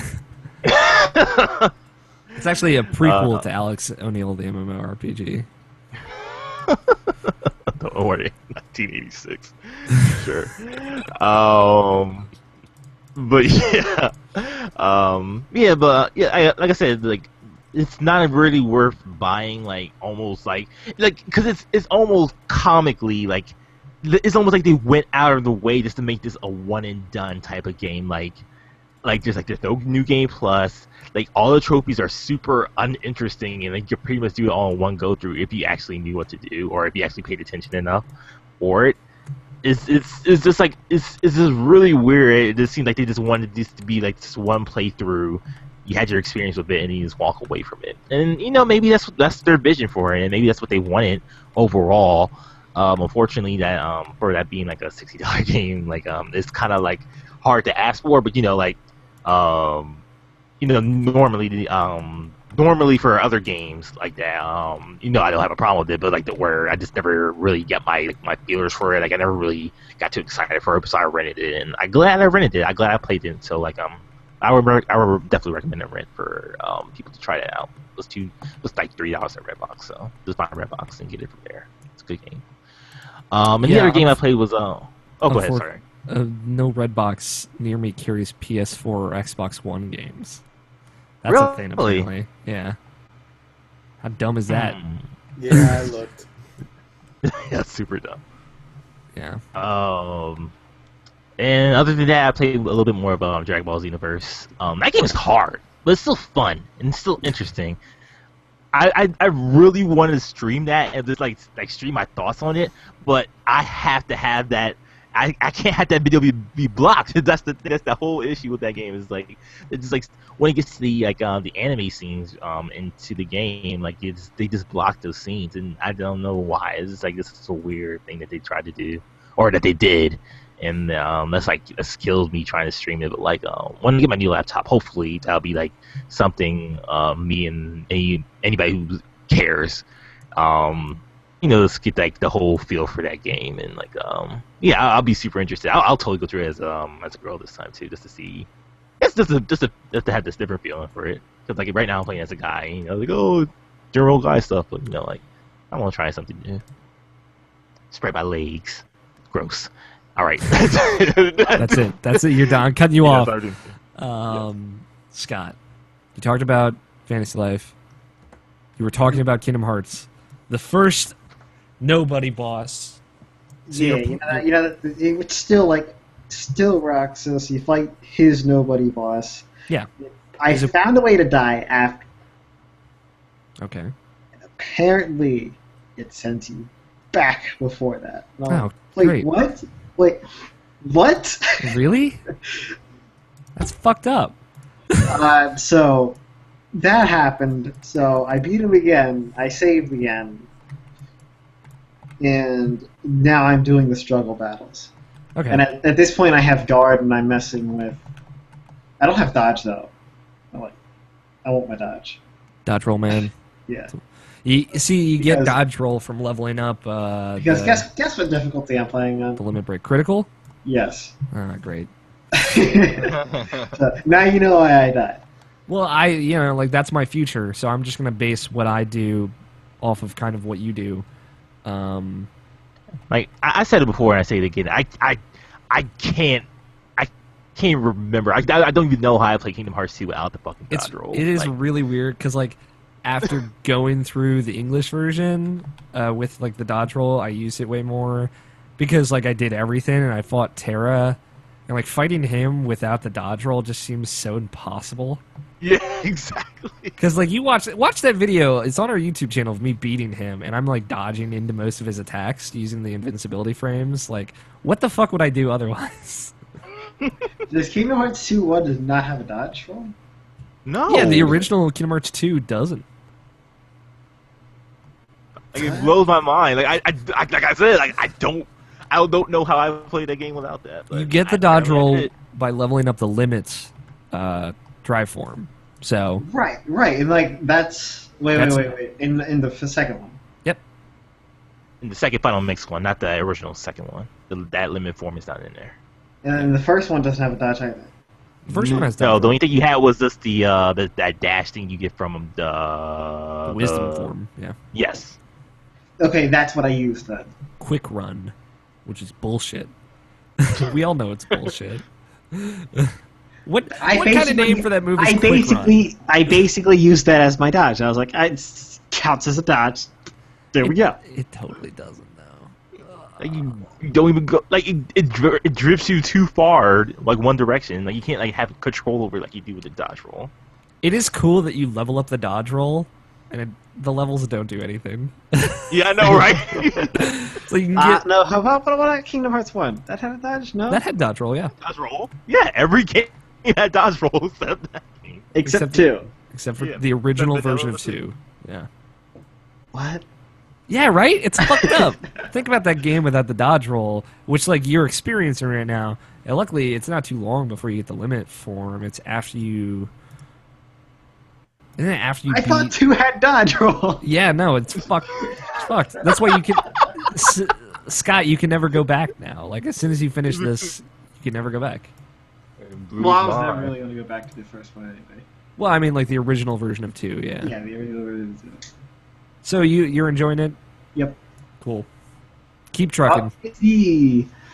Is the stuff that I get at the beginning just in Final Mix 2? Yeah, that's the critical mode stuff. No, not the... Is it like specifically critical mode stuff? Yeah, like the no XP. The no XP, you get 50% increased haste. You get an extra final right off the back. That's critical stuff, not That's just all like critical stuff. Okay, just not Final Mix 2 stuff. Well, Final Mix 2 has critical mode and the original doesn't.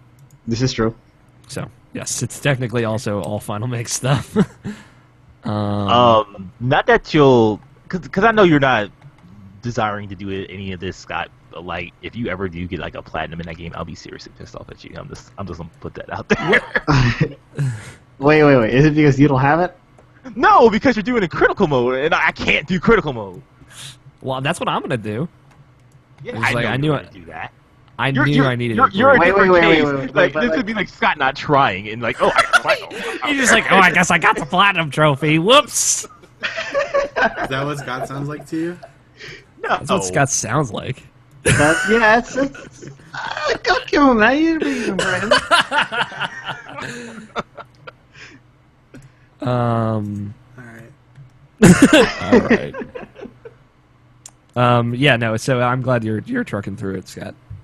Keep at it. Yeah, I Keep think I on might keeping do before the weekend ends. I'll get out of the Traverse Town stuff, and that'll be Twilight Town. that. Yeah. I haven't gotten far enough that I know the name of the place yet. That's fine. So yeah. I mean, it tells you right at the beginning, but Does it? yep. Yeah. God damn. Are you enjoying it in HD? Yep. Yep. Everything looks slightly better. Yep. Looks so Slightly. good. Yeah, it already looked great.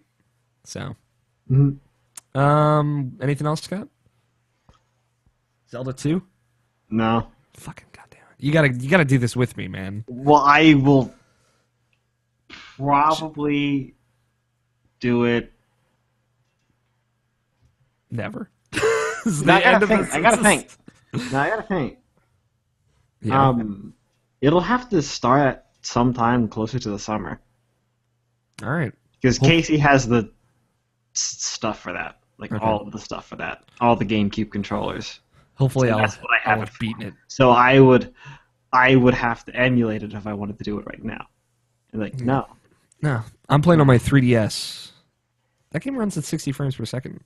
Weird fun fact. I notice it more since it's been 4 years since I played it last time. So, little FF fun fact right there. Is it 1080p? Yeah, Or it's is it 144p. it's that hot 144p. Anyway, Tony, video games. Talk to me, if you can. Do I have to? Yeah. All right. Fair enough. Yeah. So I played some video games. You want to just talk a little bit more confidently? No.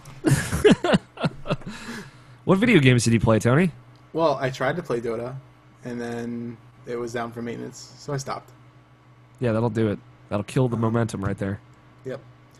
I put it on my list though because I did open it this week, so I felt it was worth mentioning. Nope, but I played Dominion. yeah, we did that. That was fun. That's a card game, though. I said video. It counts. No, it doesn't. We were watching a video, or A video was No. going on in the background, which provided background Danganronpa music was playing in the background. music. It counts. No, it doesn't. God damn it, Toby. I played some Kingdom Hearts 1 this week. 1 HD final mix. It didn't look HD to me. Really? How? You should take a look at the first actual one. Yeah, What's the I know. count, Tony? Like, how many times have you tried playing Kingdom Hearts, the first one? How many? Okay, so I probably started Kingdom Hearts 1 like 4 times before I started a playthrough that actually got me to the end of the game. Then I never finished it, and who knows where that save is now. So I've tried to start it again, probably another 6 or 7 times after that, and this is just another one of those times. I'm not actually going to play it, but I tried. Why did I lend it to you then? I don't know. I didn't ask you. Well, you kept saying how you were interested in it. I am, but I don't want to play the first game again. I just can't. I can't bring myself to play that game. Then just play the second one. But I don't know the end, so I can't go to the second one until I finish the first one. Well, you're never going to play the first one. Yeah, so I'm kind of screwed. But I also don't know how to do that. There's a website devoted to things like this. It's called YouTube. Just fucking use it, man. You can also play Green Drop Distance. You also have Alex's file on there, so just play the ending in his system. Yeah, I have he's a... leveled That up would be enough. cheating. Yeah, I'm level 70. I'm at the final boss. Just go finish it. But I wouldn't know how to play the game because I haven't played it in years. You'll get over it. You adapt quickly. I know. As far as I got, by the way, in Kingdom Hearts 1, I beat the crap out of Riku in a race, and that was it. That's what you played this week. I played up that far, and then Kyrie was like, "Hey, go find all this food," and I was like, "No." And it takes literally 2 minutes. I Exactly did not want to go look for it. 120 seconds. What you named your shit? Lord Dick. Excalibur. I left the default. Default, man, just like Nobishin to myself. Basic. Uh, So yeah, that was my tale of Kingdom Hearts. Try number 7. 12. 12? George? Okay. That's a game grown Other than that, reference. a I don't know. lot of tales talking about PlayStation 3 stuff because Alex gave me his PlayStation 3 forever. I lent you my PlayStation 3 until April 6th. There was an exact date attached Is to there this. really? Yes, I said, when I I had no move, idea. I didn't know you there was give a it date back. on that. All right, that's fine. I don't care. So yeah, I'm playing Tales of Xillia too. I'm really bummed out about the progression blocking crap that they have in there. Yeah. I don't want to do the side quests, and I don't like it's not fun for me to go out and just kill the random stuff. To just do Over and over MMO and side over quests your whole Though, life. You yeah, thought you were exactly. done with that shit? I wasn't expecting it in my Tales game. Yeah, it's weird. Sounds like Though Dragon. I was very surprised when Ludger got a pair of pistols too. I thought that was very interesting. He gets a third weapon. You're like, what? Oh man, I didn't know that. But yeah, so that's right where I'm at in that game right now. Is right after he gets his pistols. Okay. So I haven't been doing much of that. Then Alex and I played the first 2 cutscenes of Tales of Hearts R. Together. Which is That more was- than last week, which was just 1 cutscene. There are random battles in that game, we found out. Yeah, There's no on-map enemies that you run into. You just it's battle. kind of the worst. So have you played more? A very small amount, and then I got distracted by SAO. Okay. So, because every time I pick up the Vita to play that game, I end up playing SAO instead. So, The Sword Art Hollow Fragment. yeah, it's really good. I keep sending Alex pictures of it, and he gets You mad. keep sending me this non-canon garbage that isn't optional. And he's like, whatever, Elizabeth is best. I'm like, fuck, She is. you don't know how close I was to actually blocking you on Twitter. Really? It was, I suppose that was kind of close to your massive write-up on that show that I didn't read. and never will, I get it. I probably you will. missed the whole pre-show of I turned into an emotional wreck for 5 days, still am, that's still going on. Oh yeah, Yeah. yeah. Elizabeth's still best girl though. I fucking... sick of this shit. Let me show you something real quick. No, I don't. I'm not even like looking at the Hangout screen, so I'm not You going to better see look it. at the Hangout screen. What I'll else? show have you later. What have Sorry. you been playing? So I played a lot of SAO. Yeah. Is that game game's any really good? It's Isn't it- actually really good. I like it a lot now that I'm like, I restarted. I gave it a fair shake instead of just like trying to start it like 2/3 of the way through Extra Life and hating myself because I couldn't understand it because I was too tired. That was most of us during Extra yeah. Life, though.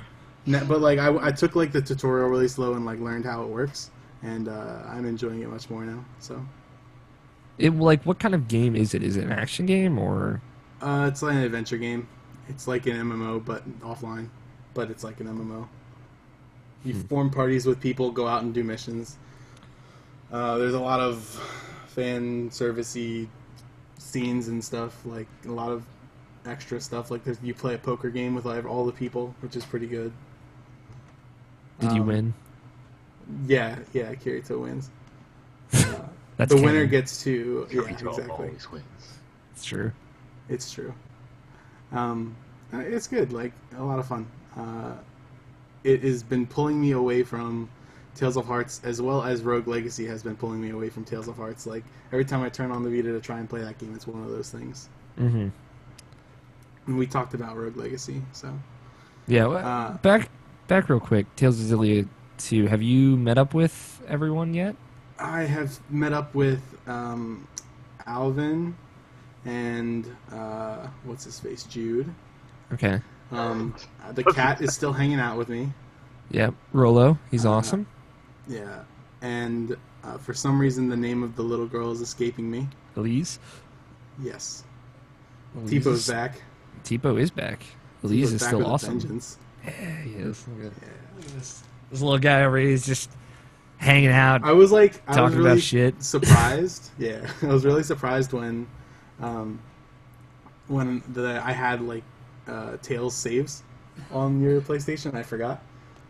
And Yeah, the and game then was you like, get this yeah, stuff. you've completed both of these games. Here's extra stuff, and I was like, oh, that's cool. It was like, Yeah. if Tails was a country, you would be president. Yeah, I love it when it tells you that. It's I good. think I got something because I played the Japanese version of Vesperia as well, which was weird. I also played this VN this week called Sakura Spirit. Game Grumps plays it on their channel, so I decided to play it. That Game Grumps, the fucking Steam train of that is God, I had to stop watching it. I is couldn't incredible. I could not like listen to that anymore. It was ridiculous. Oh my, because like they did it last summer, I think it was, and then they brought it back at the beginning of the year. And I was like, yes, and then they just stopped again. And nothing happens in that game ever. No, nothing It's not a happens at all. game. Well, it is, but it's like it's a book with pictures. it's a book with pictures that you kind of scroll through. Yeah, but that's a visual novel. So there you go. Well, what are we talking about? Sakura Sakura Spirit, Spirit. Okay. Yeah, the game where nothing happens. it's pretty much exactly that. So you played funny, some of though. it? Yeah, I'm like a couple hours into that. It's So- something mindless to do. It's funny. Yeah, it is pretty funny. A lot of just super porny images, just like Yeah. thrown on you.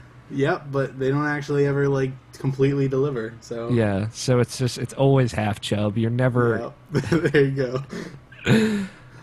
What on the else? topic of Game Grumps, real quick, I listened to their second album this week. It's good. Yeah, it's real good. The Zelda track Hero is of my Rhyme? favorite. Yeah, Yeah, that it's one's good. good. I I did really- appreciate the Snake one though. Yeah, it's Simple Plot of Metal Gear Solid. I should oh no, I can't. I was gonna say I should play that for you guys through Hangout just so Nabashin can hear that Simple Plot of Metal Gear Solid.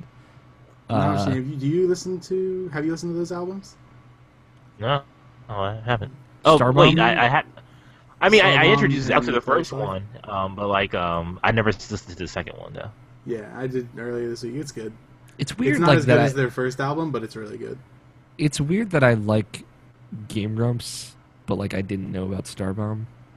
I Yeah, was the that opposite. was weird. That was weird. I was like it's you, Raptor. How do you not know about this? Like, oh, I just didn't hear about this. And like, oh, and you're like, oh, yes, the fucking shit. That was before like I I I mean, watch you Game got way Grumps more every into it day. than I ever did. Yeah, like that's before because I watch both Game Grumps episodes every day. So I I'm don't watch obsessed. like the games that I don't care about. So. I watch everything. Yeah. I just enjoy their digital company. Mm-hmm. So what is this Boggle game? Oh, I'm not there yet. I'm Okay. gonna talk about WoW first. Oh, great. Yeah, I played that. All right, moving on. So, this is a game that Scott and I briefly talked about playing last week, and I picked it up, and it's good. It's a lot of fun. What is it? Scott knows. I do know. It's for 3DS. I thought I couldn't buy it, but I can. Is this the fucking Pokemon thing? It's kind of like Pokemon.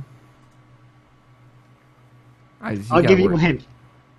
It's kind of like Peggle and kind of like something else. Is this the fucking dragons and Mario, Pokemon and dragons thing? I don't No. think so. No, that's for the Okay. phone.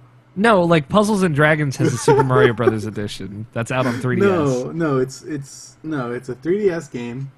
I thought that it only was like for the new 3DS, so I wasn't gonna get it, and then I found out like 2 days ago that I could play it on my 3DS. Yeah. Is this not ringing any bells? Because I feel like we all thought this. What, Monster Hunter? Yeah, that game. Oh, I thought it was that other game that only from Japan. Whoops. No, not Puyo Puyo Tetris. See, I was trying to like think outside of what Scott said because I had no idea what the fuck No, Scott was Puyo Puyo talking Tetris about. is only on PS4 anyways. And Xbox and One. Xbox One, but not on Vita. So, yeah, I picked up Monster Hunter 4, yeah. Yeah. Jared That has been texting me. good. He plays that on his 2DS. Oh, yeah, I heard that it does. That works kind of alright on that. You want to know what's fucking funny? Is Jared's girlfriend stepped on his 2DS by accident and broke it. And I said, well, Jared, now you can upgrade. And he's like, nah, I just bought another 2DS. And I was like, what the fuck is wrong with you? Right? They look so dumb. Who would use those? They have like an attachment that brings the shoulder buttons lower, That's which I think really is the dumb. fucking funniest. That's the funniest thing. I need to get the attachment for my 3DS to give me another analog button. Okay, analog button. Is that a... Yeah. You mean the Circle Pad Pro? Yes, that's because it's kind of annoying turning the camera with the screen, but I guess you get used to it once you can lock on. Dude, you can have mine. I'll never use it. You don't have the Does XL. it fit a 3DS XL? Never mind. Yeah. But yeah, Monster Hunter. It's fun. Scott, you should get it. We could play online. Can we talk about a video game more than it's fun? No, never. Like, I feel like... Not Use until the Evan comes source. back. Yeah, I have to at least like one game a week say that one game is fun, just because it lets me remember that. You did that with WoW. Yeah, but that's because I talk about that every week. Yeah, and I mean, at least you talk about it. I know. So, like, where did your interest in Monster Hunter start? Is it the Giant Giant Bomb. Bomb stuff? Yep. Yeah. And So- and the people who I raid with, all like 6 of them play. So- Jason Sensei. That's the video that I was watching when I was downloading it. Yeah. So, like, is Jason teaching Brad? Is that... Yeah. Yeah. Okay. Okay, that sounds incredible. I Yeah. probably need to watch that. It's I I was too agree. busy watching... It's not like Metal a funny Gear. video. It's like legit like him showing Brad how the game works. So Still. Watch more Metal Gear. Alex, I I feel wa- like I it's a watched game all that of it. you and Scott could get really into because you have like that farming mindset that you can you'll like farm for stuff, and that's like that game. Okay. I mean, I've had a tentative interest in Monster Hunter, and I get that it's like, you know, it is related to Dark Souls, but only Kind of. in the idea It's- that it's like The combat is pretty similar. animation If you priority If and you stuff choose like Sword that. and Shield, it will feel a lot like Dark Souls. I'm not playing that Sword and Shield, but Yeah. it's. I mean, that's probably how I would play. I mean, there are like 11 weapons to choose from, and each one is like make your character play completely different. Yeah, and I don't know. It's just like the whole like gear instead of levels. I don't know like how into that I'd be. You know, I and mean, again, your cat follower levels up like normal, so you could totally get into his levels. okay, all right. I know I'm like I'm judging before I try, but like There is a free demo on the 3DS store. So you could download that, and then you can play through a tutorial and like one easy mission with each weapon, so you can try out all the different play styles before you buy the game. I've downloaded Monster Hunter demos before. And that always goes the same way. I look at it, think about it, delete it. That's Well, You have to at Now you least know try it once. That if you get it and you like it, and Well, I you don't buy have to try you it. Play it with me. I beg to differ. I'm not that interested in it. Right. I mean, that makes sense. I figure like Scott at least should try it because I think Scott would get real into this game with me. Yeah, probably. But at the same time, if I were going to do a Monster Hunter, I have 3 Ultimate downstairs. Yeah, but 4 Ultimate is like the new one. And that's what I have. And it also like costs money. Yeah, it's not that much. It's a 3DS game. It's $40. Yeah, it's less $40 than is a normal like game. 2/3 of $60. Yeah, exactly. That's that Bloodborne extra money. 1/3 is like You see, the other problem is I have too many. Yeah, Too got many video what? games to play. games. Too many Mm. grindy video games already. Too many games. Too many games. I don't know, like the thing that I'm most interested in is like trying out the online stuff with that because I've never really like played a successful online 3DS thing before. Mhm. So Yeah, I mean, I'm curious to see what you think of it as you play more of it. Because if you like it, you know, I might. Who knows? I mean, and then all I have to do is switch weapons, and then we are all on the same level. Yeah. Scott would like totally hate the hunting horn though. It's like so hard. The Like, hunting horn is like totally. it's a giant guitar-looking thing. For sure. And each of your attacks generates a note, and then your special ability like uses the notes to give the party a buff. It's really weird. That is weird. There's a lot of cool stuff in that game. All the weapons are very interesting. So, Alright. Monster Hunter. There you Monster Hunter. So it begins, Tony. go. Yeah. And the reason why I said it has the same letters as Boggles because it is affectionately referred to as Mon Hun. No. It is. You know what? Fuck it. That's it, right? That's all video games? I think Yeah. so. Okay. Scott's gonna go download that Monster Hunter demo. Actually, when I open my 3DS, I'll be in Fantasy Life, and then I will not remember to download the demo. It's all right. It'll You'll fly remember. out your ear. All right, we'll take a break. We got plenty of news to talk about. Thank you to people that are watching live, by the way. There are a couple people that stuck with us. But did you say who dat? Yes, that's who. Oh, that's what I said. Justin Graffius at the Sigma Omega on Twitter is watching, and Spencer Sheehan at the Geek Intel is watching. Third other person. Sean! Sean! Come back to life! Oh, there it is. And we'll take a break. We're going to come back with news, and we'll be back in just a little bit, guys. Choo, choo, choo. Chugga, chugga, choo, choo. Are we going to play Tetris Friends after the show again? We didn't talk about that. As always. No. When is your computer going to show up, Nobishin? Tuesday? The 10th, whatever the 10th is. I think it's Tuesday. Hopefully I'll be editing the show if somebody can actually upload their fucking podcast file. You be quiet. Will you play with us when your new computer? Couple rounds, Dave? I'll play Tetris Friends if I get my new. Yes, when I get my new computer, that'll be the first game I play on it. How about that? Okay, I was going to say I'll be editing the Yeah, just podcast, but just Put let it me in know. the text thread, and if Tuesday, Tuesday. Tuesday. I'll be around. Yeah, I'll be around to help you because I know you're going to want to help. You're going to want to set up your stream and stuff, so I'll be around to help you with that. You all I'll are be in just class, but after doll class. faces. After That class, sounds I'll be creepy as fuck. Yep. No, I was saying words. That sounds creepy AF, as the internet now says. Af. F as fuck. Af. Affleck. All right, I'm gonna get another drink. I need more alcohol to deal with you guys. That's right. I said it. Took my headphones off too. What? All right, break 1 times right now. What are you Happening. doing, God Scott? damn it, again.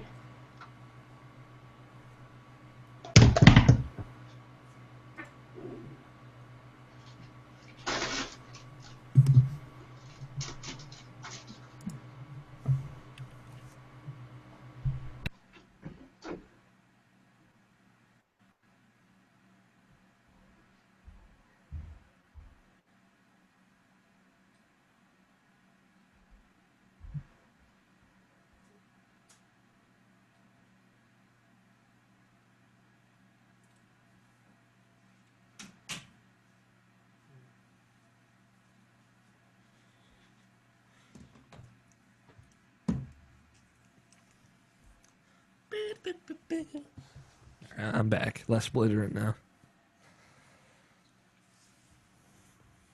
Are we all still here? Oh, great.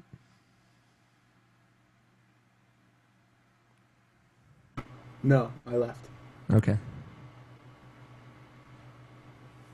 Bye, Tony.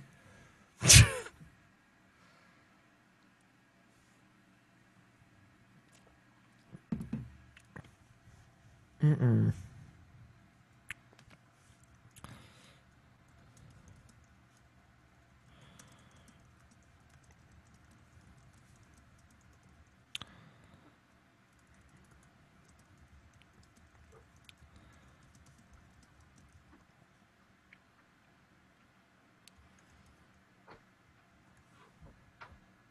Nope, that's the wrong link. About that, that was the wrong link. Did Scott get something to drink or food? Or is Scott still here? None of the above. Okay. He just vanished.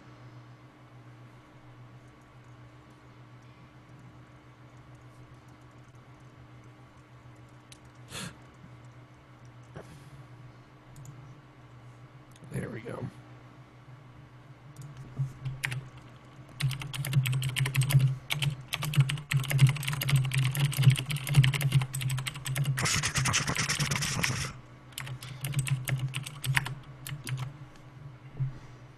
Now we got another Like how comment. Isn't it a good keyboard? I like how Justin's asking me dunking around for questions when he totally spoiled the game for me already. So. Thanks, Justin. He's watching now, so you can finally Yeah, I confront know. him That's why about I it. said this out loud. Hey, yeah. Ah, fuck you, Justin.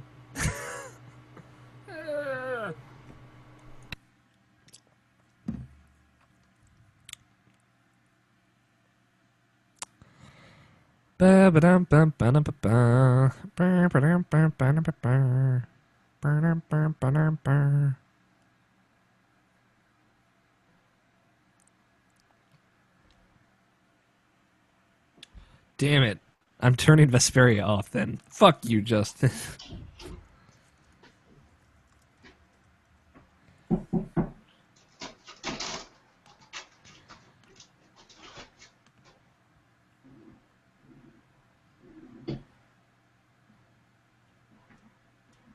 You know what? Yeah. I think probably my first game or die really will be.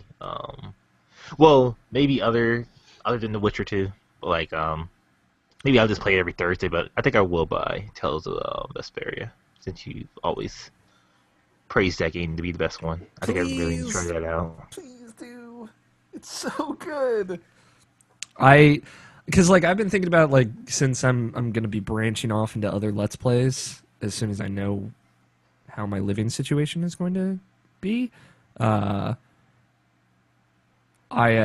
one of the ones that I want to do because I don't know if I can do Paper Mario, which is the one I wanted to do next. Just because I don't know if my Wii works anymore, which is my GameCube. I don't know if the disc reader works anymore. So I might have to My borrow. plug just completely died for my Wii, so that Ugh, sucked. That does suck. So like that's what I use as my GameCube because, and I might have to borrow someone's GameCube. Mm. We'll see. I think I have an extra one. If you could, that'd be dope. I mean, I can trade you. At this point in time, I want to rub it in that my classic PS3 still works. Mine does too. So does Alex's, except now it's my classic PS3. It's don't.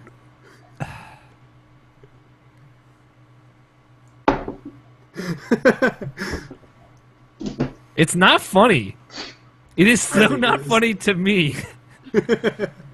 I did it out of the kindness of my heart because I knew how much you wanted to play fucking Tales. That's right. You better get Bloodborne now. I don't want any fucking What? bullshit excuses that you Why can't do I play. have to play bad games because you gave me What? games? I am so sick of you. I'm just joking. Justin says he should come down and do a Let's Play with me, which would be fun. I've always wanted to do start a Let's Play duo after seeing Game Grumps, but Justin can hang out on my couch yeah. any day. I love the new Supergirl outfit. Looks just like Man of Steel. Does look a little too much like Man of Steel. I'll give you that. But I like that it looks different. It's gonna get chilly, so I'm glad she's wearing pants. That's all I'm saying. Oh, I thought you were talking about her nipples. Oh, no. He was. Man, after hearing that leggings talk on Dancers, man, I'm thinking about getting me some man. Wait, man how many of those have you listened to? I'm all caught up. Yeah, good stuff, right? Yeah, I'm with Jeff Gerstmann, man. If leggings feel good, go for it. Swear it. All right, we good? Scott, you're good? I might have to drop from the hangout and come back in. Do you want to Okay. just restart the page? I wish I could. Oh, I can't click anything on it. oh, it's like one of those Google doesn't want to work type deals. It is like browser doesn't want to do anything type Yeah. deals. Scott, just select it and press F5. There are crumbs on my right shoulder. I don't know That how could long work. they've been there. Before it just started working again. I just freaked out. Did you watch that happen? I was just like, what the fuck? We're good. We're good? We're good. I don't know how long this... I could have been here the whole time, emoting and doing whatever, gone out to got a drink, come back, crumbs just on my shoulder. You like eat your pizza with the side of your mouth? No, I ate my pizza sitting right here on my desk, and then... what the fuck? I feel dirty. All right. Let's Ethan start. just snuck up on you while you were getting a drink. Yeah, he just like crumbled like a whole cookie onto my shoulder. Oh, that's a fucking great image. All right, let's see this. You see, the funny part is that's actually a hilarious joke to go and do. Really, Scott? Yeah, really, because I wasn't done. Is that going to be like our new like senior prank? Is crumbling cookies on people's shoulder just to freak them out? Not everyone's like me. Not everyone's going to be. People be like, delicious. I'm the one that's sitting here going.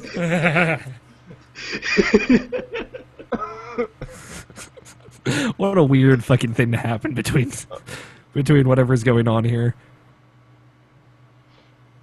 Okay.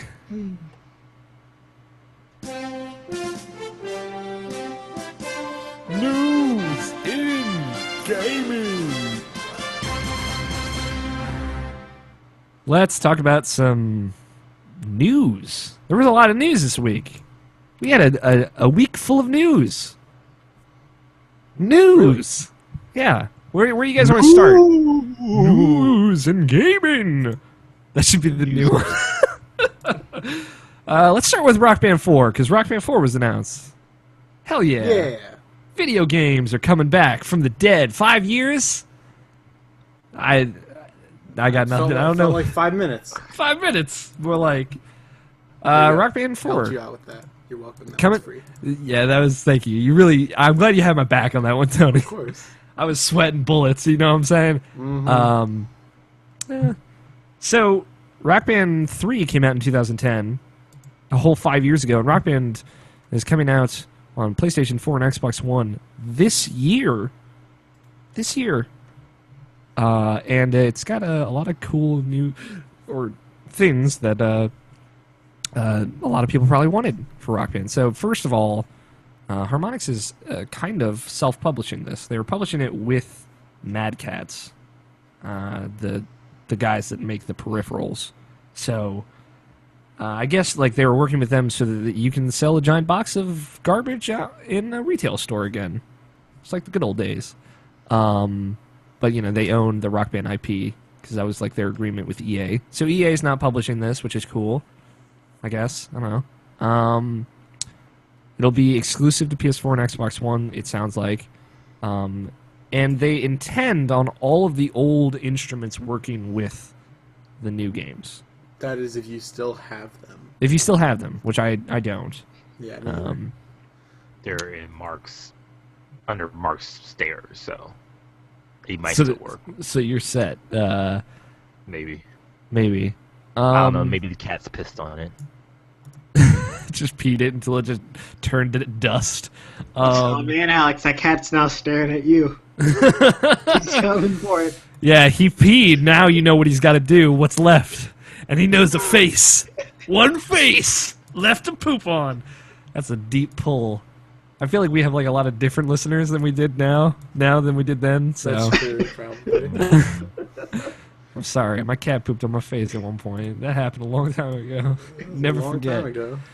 So like Harmonix is working with Sony and Microsoft to make like the old instruments work. So it's not like super 100% confirmed, but they really want this to happen. So they are going to hopefully find a way.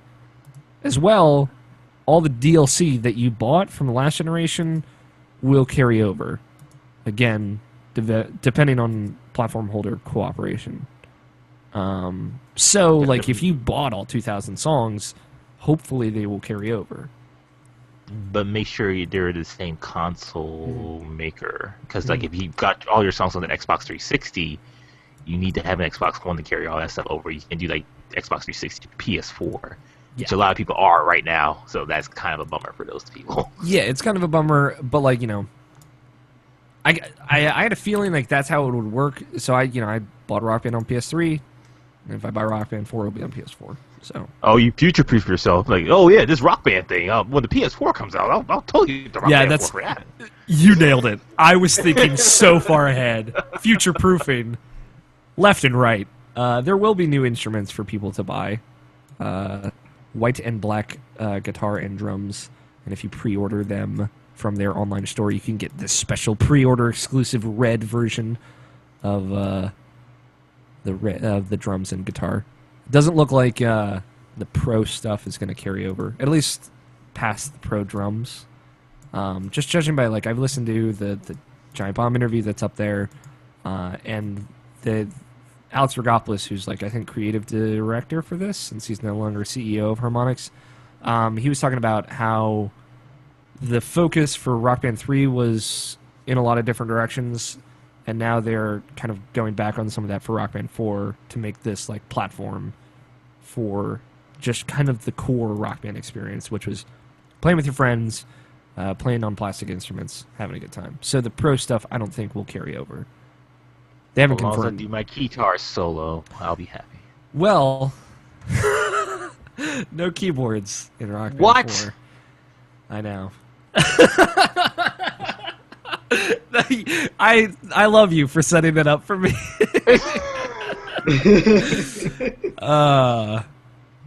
So yeah, they're aiming to release this during the summer. So that's really soon. So we'll know more at E3 and after their panel, which I think is tomorrow at PAX East. So we'll see. But it's cool. You guys excited that they're actually making a new rock? We've been talking about this for weeks now. I mean, I'll play it. Why? Why have we didn't talk about this for weeks? That's what I meant to say. Because Not why Harold I've been making it. keeps emailing us.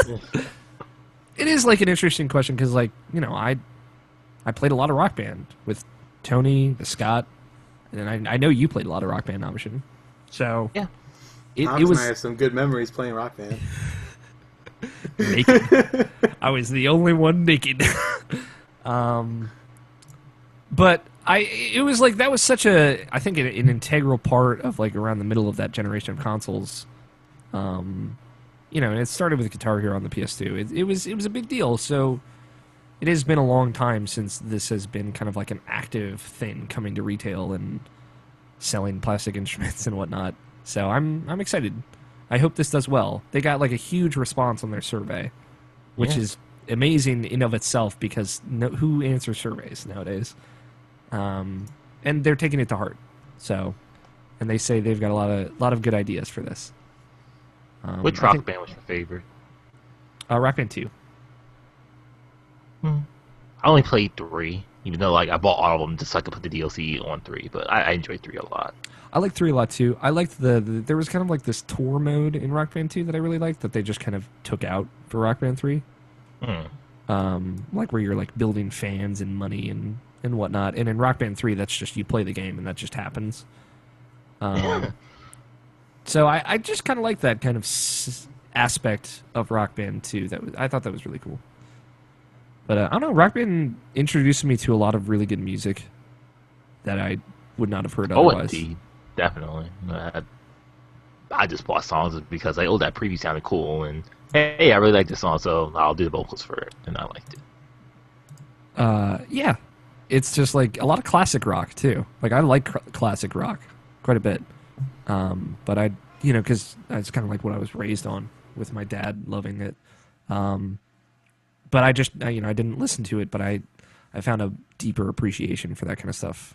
Are you excited, Scott? Are you going to play Rock Band 4? If you go over to a friend's house, play some Rock Band 4? No. It's going to be like, hey, Scott, we're having a Rock Band party. Pass. Pass. I don't even really like you that much. So. Cynical Scott. Never change. Well, I think it's cool. Harold was on a plane at the time, losing his mind. So I was trying to tweet him, let him know.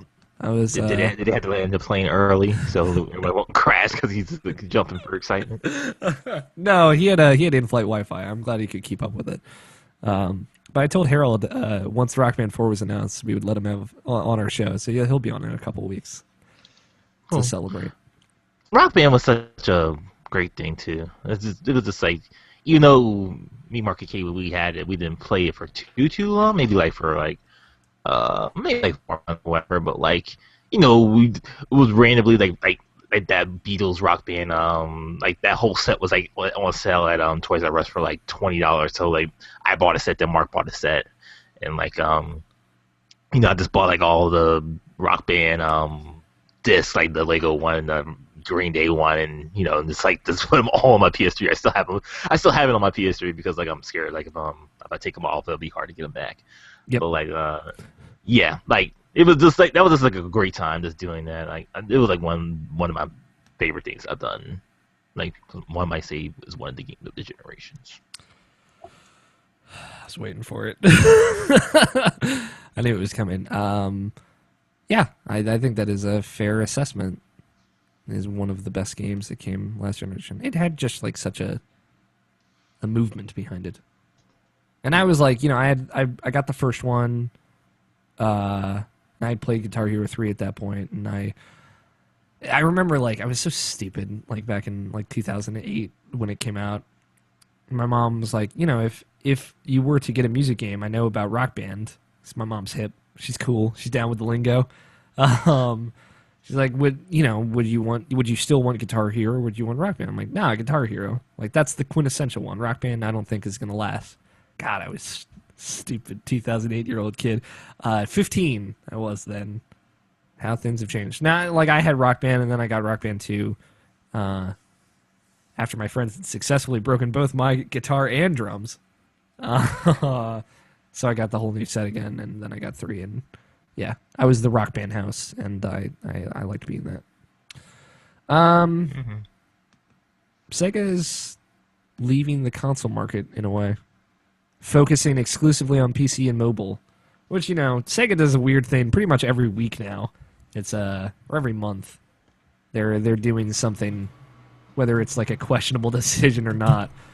I hope they make more Sonic games.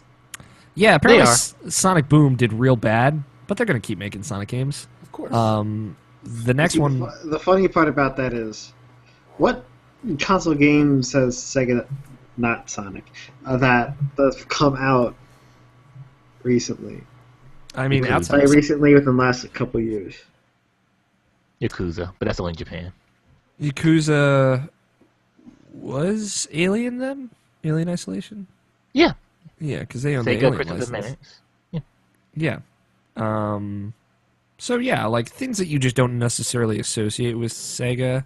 Mm-hmm. I said Crystal Dynamics. I mean Creative Assembly. My bad. Yeah, there you got there. And they're calling it group structure reform, which is in quotes. The Sega Sammy Holdings, the parent company.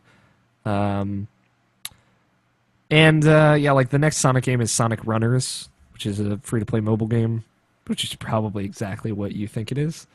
And yeah, it just seems like they're switching their focus. They're making a lot of money on PC, from what I understand. And that. Fantasy Star Online in Japan. Phantasy Star, and they own the Command and Conquer license, right? That's them. No, Command and Conquer is EA. They Okay. own Total War. Total War, yes, there we go. Which does well for itself. I don't know, this makes sense. Obviously, like, literally not saying anything about Atlas, which continues to do what it's doing, so. It is weird that, like, Sega Sammy Holdings, which is the parent company of Sega, that we know is, like, the development company, also owns Atlas, but they're treating them like separate companies when, like, everyone was worried that they wouldn't be, but it seems like everything's going kind of fine in that regard. Yeah, Sega's a big company. They'll make money through their various other ways, so they'll still be standing. They're just doing, I guess, a more smarter thing for themselves as far as like being a console business. But like that legacy though, that fucking legacy, they just leaving that all on the table. Like, Yeah. Valkyrie Chronicles is gonna be a fucking mobile game if it hasn't been already, which I think it has been. So never mind. So single tiers. What were you going to say, Scott? It seems like already they've been doing for a while, like in the background, like as you said, things that you wouldn't necessarily associate with Sega, it's still Sega. Yeah. They've been doing well on the PC and mobile. Yeah. Never really. That's kind of like what Square Enix has been doing. Because, like, Square Enix is doing, like, Tomb Raider and all the other stuff that they did. But, like, all the Western stuff that, like, Eidos Montreal is pretty much putting out at this point. And, like, Square Enix proper, Dragon Quest and Final Fantasy has done nothing.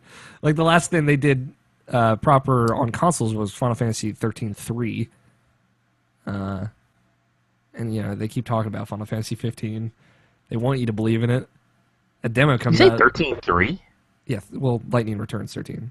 Oh, okay. I knew, like, I was just abbreviating it. How's that an abbreviation? I don't know. You a long-ass Lightning name. Returns 13-3. There is no way to make that title less dumb. I don't fucking know, man. Yeah, Square Enix, man. That's a weird company. Put out Final Fantasy 15 and it won't make as much money as you needed to, but what are you going to do at this point? Valve is making an unveiled Source Engine 2, which is a more powerful engine for video games. Much like the previous iteration, Source Engine 1. So, the original Source Engine, little fun fact, has been used since Counter-Strike Source in 2004.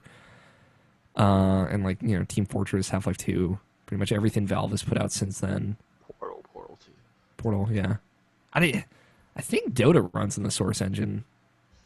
Almost everything runs in the Source Engine with them.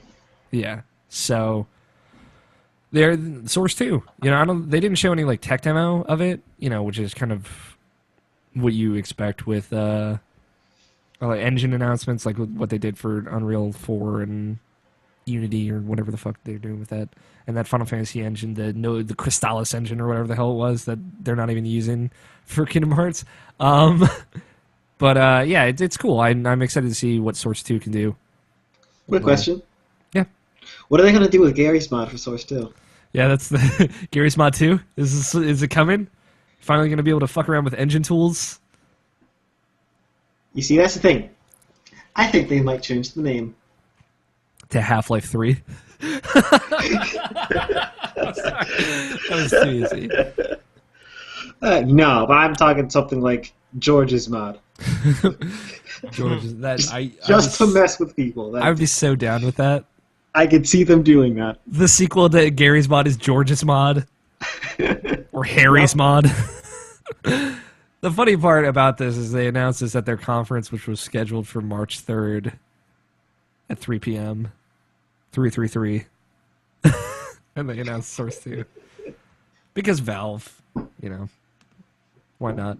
Sony... They do that on purpose. Oh, of course. You know they do. Of course. Why not?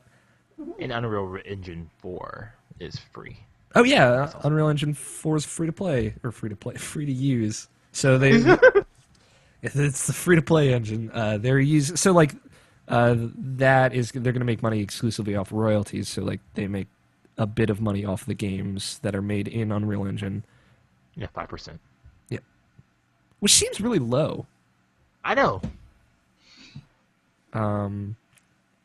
But, it clearly works for them. It's all about, quantity, but they make so much off of, Unreal 3 still. And I guess it's not a big deal.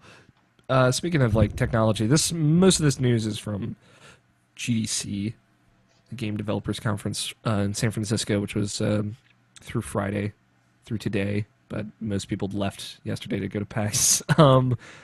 Project Morpheus, Sony's VR project headset, has a new prototype that they unveiled, and it is launching in retail stores in the first half of 2016. Along with that announcement, they announced that PS4 hit 20.2 million units worldwide sold, which is cool. But yeah, Morpheus, that's going to come out. And that's weird. I don't know. Yeah, that was one of those things where that wasn't going to come out, actually. Come on. Yeah, we thought they're just playing around with this. I remember when we talked about it, it was I don't think this will ever be a retail product. Then again, I wasn't sure if Oculus would ever be a retail product, and I'm still not sure. But Valve is talking about their VR headset. You would have been correct if Facebook hadn't bought it. Yeah, if they hadn't given all that money to them. Mm-hmm. I think it was inevitable that somebody would buy them, though, because that technology is so good. But Valve, said some things about their VR headset that's going to come out this year, this holiday. But this is a PlayStation 4 compatible, not batable. Just fighting your PlayStation. A PlayStation 4 compatible VR headset that comes out within the first 6 months of next year. Is anyone interested in this? Are any of you guys interested in this? No. I mean, I'm interested to see where it goes. I'm not interested in owning one. Mm-hmm. Tony? Nope. I mean, you're the only one who used Oculus Rift, right, Alex? Yeah. Did you how are you feeling about it? So I use the DevKit 1, which is the 720p one, which is Morpheus and the new Oculus are both 1080, and they look a lot better. But I thought it was really cool.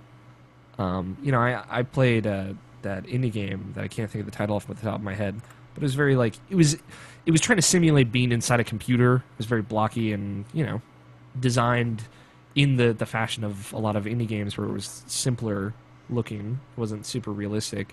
But I really liked it. Video game. Yeah, video game. Excuse me. I say reboot the video game. It was Reboot, actually. I was playing Reboot. The reboot of Reboot. No. I don't know. I liked it. I was impressed that it gave me the feeling of being in a room, another room, really quickly. I definitely want to use that in a less loud environment than a convention floor, obviously. But it's I don't know. It was really cool. I want to see the more retail product, the closer to a retail release of that product. And I've heard Project Morpheus is a lot more comfortable to wear. But I'll tell you what's dangerous is watching Sword Art Online before watching all of this GDC news come out, because then you get like thinking too hard about like what if that technology is actually possible. Nope. Yeah, it's like there's no way, but like what if? And then you get caught up in the fantasy that is VR. And then if you die in the game, you die for real. You die for real. How many times are we going to say this a week? My God. I love Until it. somebody brings up the Skies reference. Until it's a damn title. That's what it is. Until it's a title. Well, I mean that's usually how it works here. The Irrational Passions way. It is the Irrational Passions way. What's a Goku? What's good? It worked for you, Nabashin. It worked for me. It worked for Bayonetta. It's fucking bullshit. Although Persona 5 will be the title when that game comes out. No, it won't. We already have Persona 5 Tomato. Yeah, I don't care. We're getting 2 out of that one. But I am really excited for this. I want VR to like work and not be too expensive. Is the big thing. Is like I can't see this costing any less than $200, and that's a lot for an optional peripheral. It's not that bad. It's It's, a you lot, know, but it's not that bad. It's half of what the PS4 costs, which is that Right. bad. I don't know if you're asking people to buy something that you want them to use for half the price of the console, it's counterintuitive. But since it'll be coming out like 3 years into the PS4's life, ish, it's more realistic that people would be more willing to drop a whole bunch of money on it. But Man, those Oculus SKUs though, yeah, so expensive. they need to use it. We won't know until it's out, because if they don't use it, then it's just a waste of money. And if it's a $200 waste of money, you'll never buy anything like it ever again. So yeah, like they talk about it on the Bombcast really well. It's like there is no software to justify the hardware yet, and that is what I'm waiting for. We'll see. I'm interested in the VR future. Metal Gear Solid 5: The Phantom Pain is coming out on September 1st, worldwide. Did you read all the stuff about this, Nabashin? No, I'm trying to go on blackout about that game. Okay. I don't know. That's so. It seems so close. I'm really excited. Kojima did an interesting interview again, saying, "This is it. Swear to God, I'm done. I'm done after this. It is too much. I have to stop making Metal Gear games." That poor man. So yeah, that's right around the corner, and I'm excited for that. Just wanted to drop that release date. Shadow of Mordor won the Game Developers Conference Game of the Year award, which is awesome. Mm-hmm. Did you guys? Well, Nabshin and Tony, since I know Scott, you're less tied to the award show. Did you guys expect this? What did you guys think? I don't know how. Shadow of Mordor is a good game. It is a good game. It's got Bayonetta it's got got nominated, so I was happy. it's got the Daenerys Targaryen DLC. Like for real? I mean, it looks just like her. Oh yeah, the female character. Mm-hmm. Yeah, it's super awesome. I am glad that game developers are recognizing that game, because that means a lot of people are probably really excited about the Nemesis system. Because GDC is a more technical, let's approach this from the development side of things, event. Yeah. So them awarding that game, that means they're really excited about the technology that went into it, which is awesome. Speaking of Valve unveiling technology, they showed off the latest version of the Steam controller. This has been a long time since we talked about this. There are no more 2 touchscreens. So initially there were these weird 2 touchpads.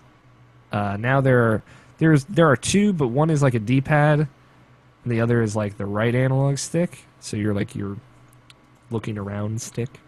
Yeah. And the left stick is it's actually an analog stick on the controller. So they modified it so it looks a bit more like a 360 controller. Or like a Wii U controller. I don't know anymore. GameCube controller. The Yeah, it's a original GameCube. layout was that one.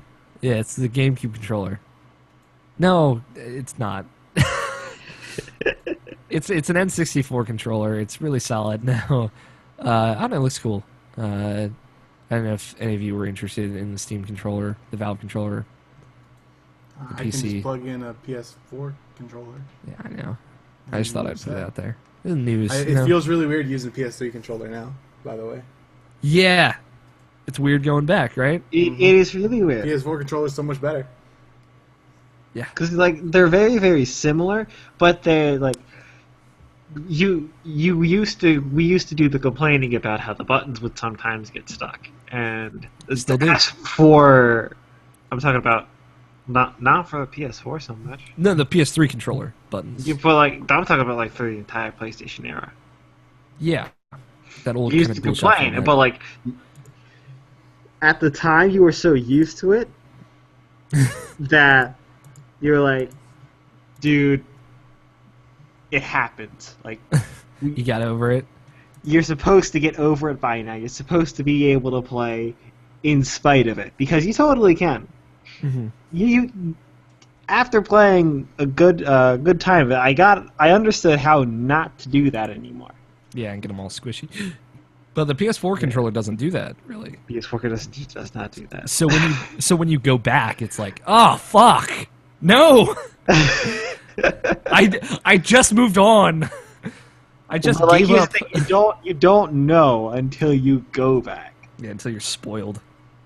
I was using the Xbox One controller when I was playing Rayman Legends, and I like that controller. I hate those bumpers, though. God, they're terrible. We're so close to each other. It's weird. They're like the buttons are like way off, feathered on the ends. I don't know. The triggers I really like. Bumpers not so much. EA shut down SimCity developer and Spore developer Maxis Emeryville. Yeah, finally. God, Jeez. you're terrible, Scott. So if you remember, SimCity came out 2 years ago, which is weird. It feels like it's been not that long. And yeah, they closed that shit down. Well, here's the thing. It's Maxis Emeryville only really did SimCity and like the Sport, and there's a few other very close spin-off things of SimCity that they did. Well, it's been around for 12 years.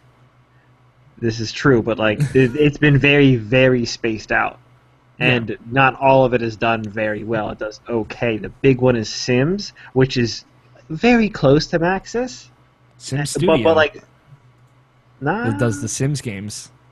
I thought it was Maxis too. And I read this article. Mm-hmm. So they spun the Sims off into the Sim Studio, so that's been its own thing for a little while now. So Yeah, the Sims and- will carry on. The other thing is that it wasn't. The Sim City wasn't the same people as the Sims always. It was kind of a mixed thing. It's very much Where- different now. Very much different now, but like even before that, it was like part of the people who worked on Sim City did Sims. Yeah. But there was like a section of both that did not see either game. Yeah. And now Maxis Emeryville's gone, and a lot of people lost their jobs. It's sad. Like they stopped the Sims City that came out 2 years ago is now offline. So, kind of sad. This is like the main Maxis studio that was still around, but now that I guess like that name is gone, which is a bummer. I know a lot of people are complaining about EA buying studios and shuttering them. And I'm not even going to comment on that. I just like it's an odd thing. Today, though, it was announced the PlayStation 4 update 2.50 is coming soon, and Leak, son. it leaked. Shit. And it will finally bring us the suspend play feature that was teased in February 2013 when the PlayStation 4 was announced. And you can delete trophies with 0%. That's the biggest thing. That's oh my god. that's real big. Finally, I can delete Modern Warfare 2 off of my trophy list. I don't even know why. Hell yes. You can search trophy details. Share play will be at 60 frames per second, which is cool since you like it in option. And you can share trophy details in the screenshots. And you can customize your button layout. There's a bunch of cool new features. No date, right, on when this is coming, but this is the next major update. And the beta is running right now. So, it's on the way. Really cool. A lot of really solid new features. The suspend mode, suspend play is exciting. Since there are a lot of times where like that has actually been super nice on Xbox One. Yeah, fucking deleting 0% trophies. Can you delete not 0% trophies? I don't think so. But what if I don't want my bronzes anymore? Dude, it's all about the bronze. I don't want them. You can just delete them one bronze trophy at a time. That's it for news. That's the end, unless anybody has anything else. Oh, no, you covered everything. Pretty much. Yeah. I mean, Some you see, the funny Wolfenstein part is DLC. the Project Morpheus stuff was on the TV news too. Yeah. At some point. I saw that. That's big news. Like, GDC is cool. I'm very interested by GDC. I know it's like for game developers, and a lot of people say like going to it's kind of boring. Like going to the talks and stuff is kind of boring for people like press. But I've always kind of wanted to go and watch some of those talks. It'd like be interesting for me. Yeah, like I mean, you're different. You're on the more programming side of it. But like there's the Danganronpa talk. The guy who makes Danganronpa kind of got up there and talked about it. And at the end, he was like, this is why people should buy the Vita. And it was like, it was interesting what he talked about because I read like a little bit about it. But it was also cool that he just kind of got out there. It was also like Danganronpa 3 will happen. And like that, it's stuff like that I'm really interested in. But that's it for news. Mail sack is empty. As we move forward. Well, I mean, the email was dead last week. So. The email was dead, so the mail sack is up and running. It was good to go as of Monday. So it's mailsack at irrationalpatches.com. That's mailsack at irrationalpatches.com. It's where you can send your emails. We will answer them here on the show. For your send hate mail to Scott at irrationalpassions.com. That email doesn't exist anymore. That's all right. They can still send hate mail there. They can send hate mail there, and Scott will get it in his heart. Yeah. You can leave us a voicemail as well if you would like. 404-590-1337. Standard long distance fees do apply. Some other stuff. We're each on Twitter. I'm at Alfighter27. Spells just like it sounds. Scott is at WhatTechuz. Nabshin is at NABESHIN 186. And that's Nabshin 186. The fuck? That's how it's spelled. Like, that's why I spell it out. And if people are curious, because Nabashin doesn't sound like Nabshin, which is how it's spelled, I should just say. Don't you fucking skit gothier this shit. Nabshin. And Tony's at Tony Horvath, all one word. Some other stuff. Rate and review us on iTunes and Stitcher. Follow the show and the website on Twitter at IrrationalPod. Go to VGEva.com. Check out the awesome podcast network there that we are a part of. Go to the YouTube page, youtube.com/Irrational Passions. Watch me play Zelda Monday through Friday. It's almost over. I'm in the the fire dungeon right now, I think, is where What it's are you at. going to do when you finish? Like, start a new series, watch Alex play Zelda again? No, I talked about this on the show that you were a part of. I'm going to keep Let's Playing, and the next thing I want to do is Paper Mario the Thousand Year Door. Honey Pop, got it. Yeah, Boggle. But that's not the only thing up on YouTube. Waffle vs. Pancakes episode 5 is up. That's the right one, which is our Brant's PAX prep show. Is his first PAX. He's there right now, losing his mind, sending me weird text messages. And a forthcoming feature where Alex, Scott, and Tony play Tetris. Yeah, forthcoming feature. We should do that. Let's find a way to record that in some way. Use fraps or There you something go. like that. So yeah, Waffles vs. Pancakes 5's up. Waffles vs. Pancakes 6 next week is going to be... wow, now that was quick thinking on your part. Yeah. Waffles vs. Pancakes 6 is going to be up soon, I think. Or it will be up soon. I think we're going to do like post-packs stuff. And Brant should be on next week's show. We'll see. And we're going to talk to him about PAX and what he saw and played there. And that's it. That's the show. Follow everything you need to know. Everything else, irrationalpatch.com. Now, Nabishin sent me a very specific tweet. I don't know why I said it like that. What? That was just me exasperating how I said it. So we have a closing topic. And we have the music for said closing topic, which is Nabishin asks. It's been a while, guys. Yeah. Well, let's just take a moment.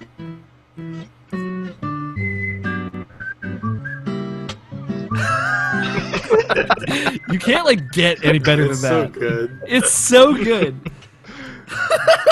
All right, Nabishin, what's up? Oh god. So I've been thinking, 'cause it's been so long since we did this, but like you know, like on Hate Arnold, there's just these weird, just homeless people that like Arnold meets. It's like you meet Pigeon Man, you meet Chocolate Boy, you meet Stoop Kid. Like, have you ever met someone like that in your real life? Like, there's some weird person that you see in the street, and it's like, it's this that you kind of interact with, but like you don't really like give your full attention to. Anything you freaked out about. So, you know, I'm just one that always like, has something like that. I have one, but I want to hear somebody else's first. I mean, like, not in the street. Yeah, I have someone who's not like a street person, but like someone I worked with. Yeah, whatever, man. Well, okay. Well, I guess we do have that one guy that hangs around HCC all the time. Oh yeah, oh my god, yes! I can't believe I Wait, didn't Evan? think... No, there's this... His name's Pat? Pat, maybe? Does he come up to you constantly? Yes! Oh my god, he never leaves me alone! I don't like him because of... He said some really not okay stuff to me at one point when I was trying to be friendly, and he was dropping like hard F-bombs and trying to make jokes that were totally not funny, if you know what I'm saying. Picking up what I'm putting down. And yeah, he's probably like someone who is impaired in some capacity, I would say. I don't know for sure. He's talked about it a little bit. And he I don't know. I think he's just insane. Like, you have to... Are you with me on this, Scott? Because you've met him. So, like, everything he says has to be complete bullshit, right? Like, the whole motivational speaker thing. Mm-hmm. Like, there's no way it's true. Nope. But, I don't even know what to say. Like, it's this guy came up to Scott and I at one point when we were having lunch at school, and he introduced himself and sat with us, and we were friendly. We were nice to him because we're nice people. We aren't mean. Well, I'm mean, but I wasn't mean today. That day. Good job. I know it's a big accomplishment for me. And he starts going on about how like he does business meetings here, and he's like does this motivational speaking out of his house, and he was addicted to heroin. I'm not making any of this up. Nope. And like he just spends all of his time at HCC meeting people and inviting them to his like seminars, I guess, where he just gives people motivation, and he's like talking it for hours, and he kept like humble bragging about how he's up talking there for hours, and he loses himself to it, and he does it out of his friend's I don't know, and he does it out of his friend's basement. But like there's no I see him between every single one of my classes. I hate it because he like comes up to me, and after he said all that stuff to me, I'm like totally not okay with him. And he's probably like a total liar, a big fat liar, if I may. So he comes up to you too, Scott?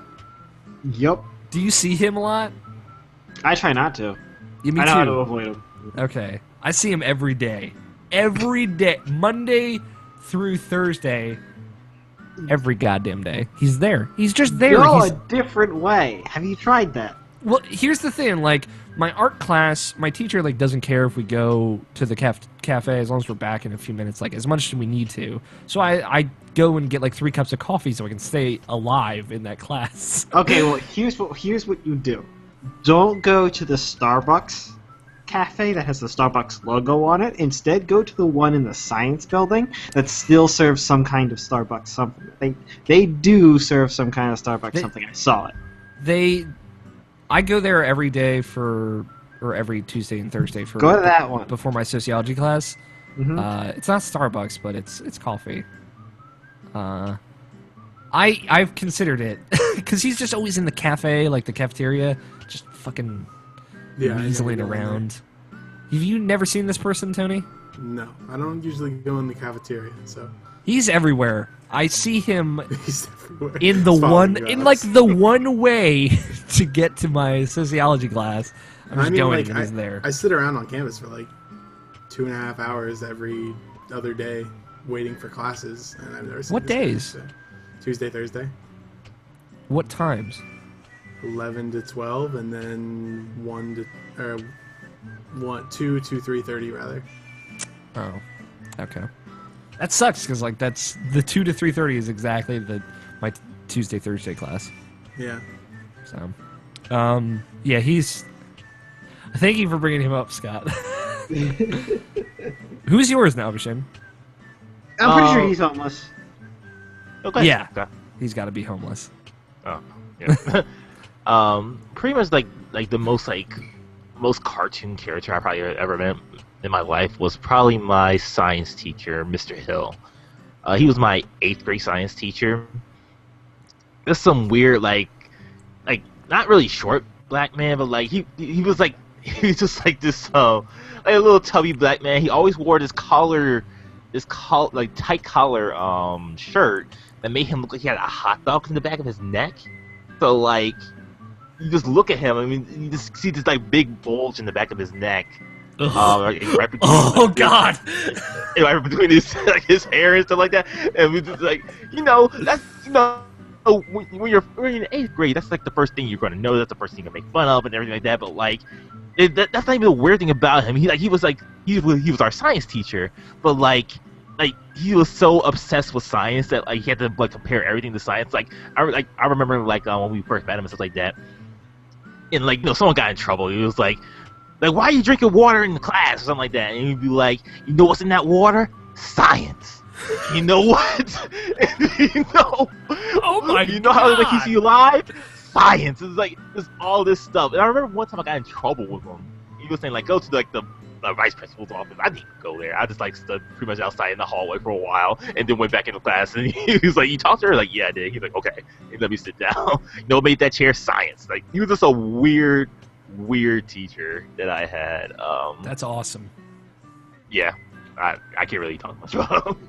I thought we were talking about homeless people because, like, I have some. Okay, I guess this guy doesn't count as cartoony, but I do have somebody that I.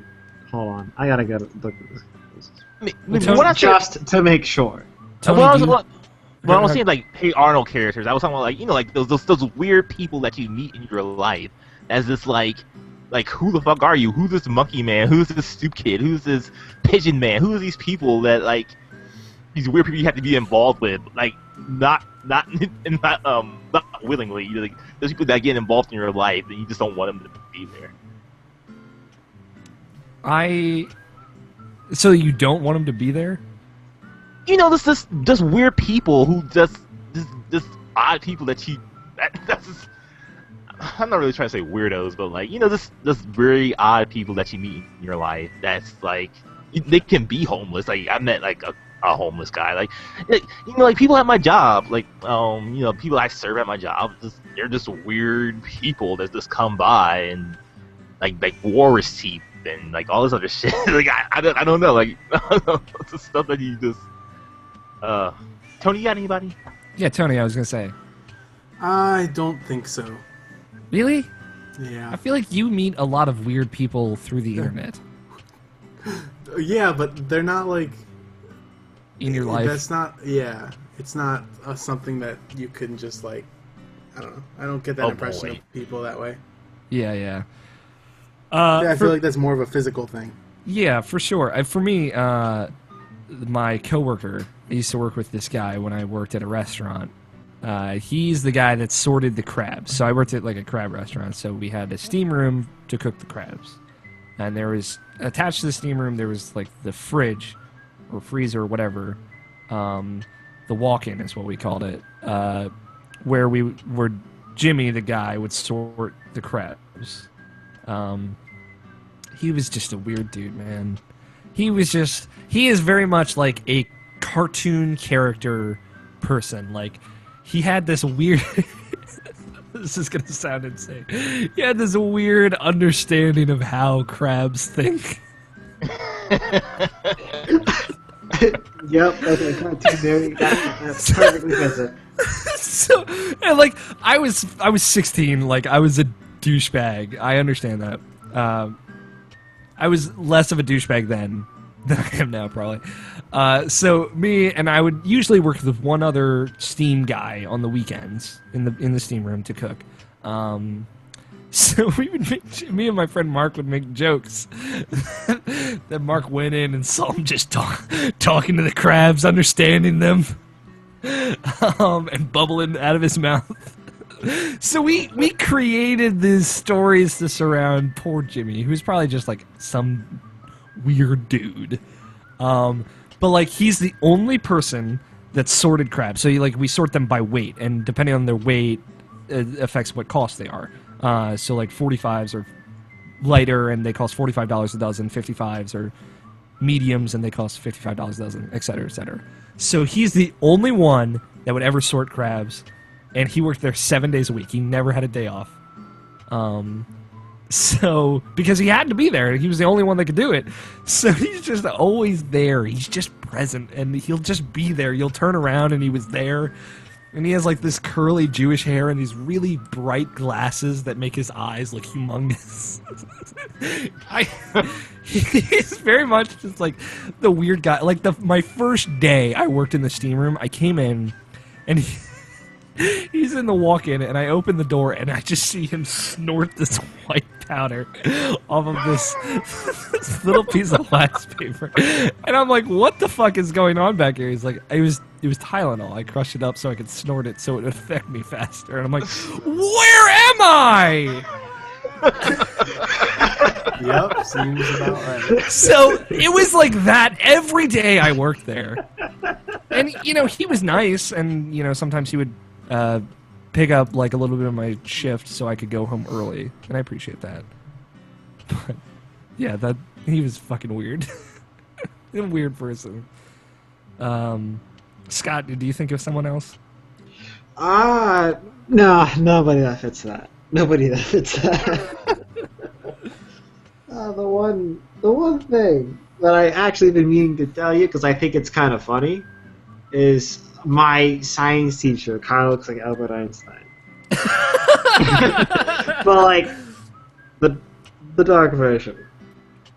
The dark version? The black version? Yep. He's like a black Albert Einstein? You could have just said that. Well, you see, I meant to instead of saying the dark version. I meant to say Is he from Low Rule? I meant to say it beforehand, then I didn't, and I was like, damn it. Now I have to go down this rabbit hole and say the dark version at some point. The nega version. Fuck. That's awesome. This is a great question. I don't know. There have been a lot of weird people in my life. I've told some stories about it. I've never talked about Jimmy before. I'm glad I had a forum to do that. And Pat, that jerk. Well, let's just take it in for a second. Yeah. That's Nabishan Asks. Thank you, Nabishan. You're welcome. For sharing that with us. That's the show. I hope you liked our little off-topic banter there. If people have ideas for closing segments, if there's like something that we can do at the end of the show and you have this amazing idea, send it to us. Rock Mail band. sack. Send it to the mail sack. Play Rock Band. Play Rock Band, yeah. Damn it, Harold, no. That's MAILSACK at IrrationalPatch.com. Thank you for listening, guys. We really love and appreciate all of your wonderful downloads of this show. Thank you to Miss Danny Silver Wiesner PR. and Silver PR, who's being a daddy. And we miss you. We miss your voicemails. Have Mini PR call in. Give us some personal relations from Puerto Rico. Thank you to Danny Wiesner for our opening and closing music of Two Player Co-op and The World Is Saved, respectively. That guy's awesome. He's got a new album out. We're going to feature probably some of his music next week. I can't Are think you of gonna the get him god. back on the show? No, probably not. He's a doctor. Do you know that? The man has a child. And I is a don't know. doctor. I've never talked to him. You're just bitter about it. This is what this is. Maybe. Yeah, he did a super awesome collaborative project. Let me see if I can find it because I'm so bad with names. That I haven't actually finished listening to. It's called Beggars and Sailors. So him and Tori, his wife, did all the music and or did all the performance. Ryan Clements previously of Podcast Beyond fame wrote all the music, all the lyrics and stuff. Panda Musk, who you probably know if you're familiar at all with IGN art and kind of fan art that's done over there, he did all the art for it. And Troy Baker, voice actor for such roles as video games such as The Last of Us and BioShock Infinite and Shadow of Mordor, he did the narration for it. So it's $10 on iTunes. It's pay what you want on Bandcamp. It's called Beggars and Sailors. It's awesome. I've listened to the first half of it and I really like it. So it tells like a story, and it's really cool. So we're probably going to feature something from that next week. But again, big thanks to Danny Wiesner. That's it. Thank you, Tony. Thank you, Scott, and thank you, Nabishin. It's been fun conversating with you. It's been a good show. Hitting it before our arbitrary end time as well. So keep on trucking through, guys. I've been Alex So what O'Neill. you're saying is we need to keep going for another 20 minutes? Yeah, no. We got a title section left, so there's still time. Make that take a while. Yeah. I've been Alex O'Neill, your host this evening. Play your games, stay rational. We'll talk to you guys next week.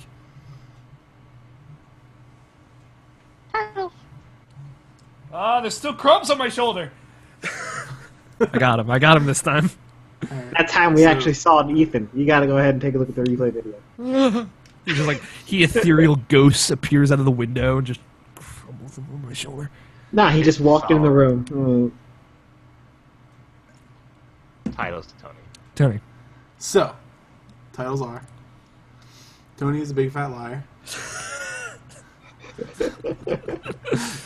I pimp about it on Twitter.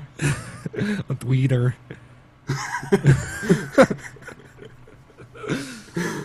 Zelda 2 runs at 60 frames. 144p. That's good, Nabishin. Kirito always wins. Upgrade? Nah, I got another 2DS. Left facing arrow shows title. I didn't do that part. There's crumbs on my right shoulder. George's mod. If you die in the game, you die for real. Boggle and the Crab Whisperer. I'm a little biased to a Sword Art Online based title. I'll put that out there. But I like the 2DS one. Should be pretty obvious since I put that little marker there. oh, you found the arrow symbol sifting through keyboards.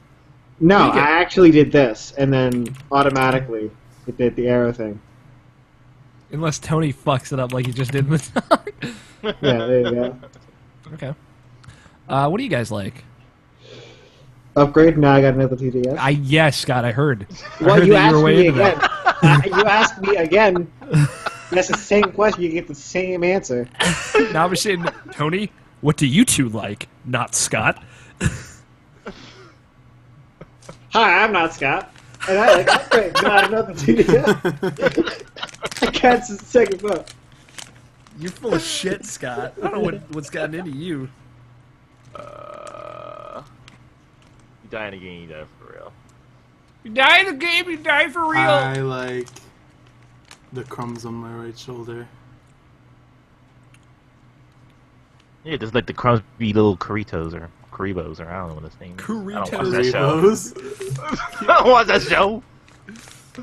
Yeah, Karibo from Yu-Gi-Oh! Of course.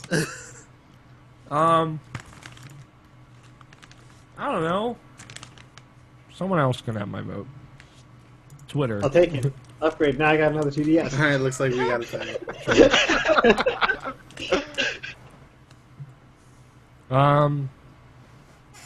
Who wants to say it? Scott. Yeah, Scott, you have to say it now. Don't pull this, I want to do the third part bullshit either. Alright, fine. You gotta do the third part. I don't ever do the third part. Somebody's gotta do the third part. I like the third part. This is the Irrational Passions Podcast, episode 218. Upgrade? Nah, I got another 2DS. If you die in the game, you die for real. God damn. There's the third part. If you kill the 2DS, you die for real. I might Unless just you get another one. Jared's gonna be super stoked that his fucking stupid bullshit became a title. There you Since go. he loves all our titles. Alright, you can stop Well, recording. you see, what I was gonna do was I was gonna say, Jared, why? Jared, why? That's a good policy. Always ask Jared why. To our video viewers, hey, I love you. That's you, Justin. That's you, Justin. And Spencer. Fuck you for spoiling Junko for me. Damn. Yeah, way to fucking ruin Way to be a Danganronpa. dick.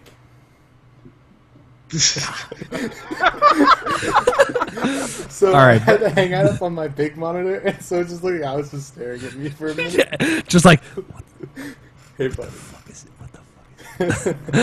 Alright. Bye, Hangout viewers.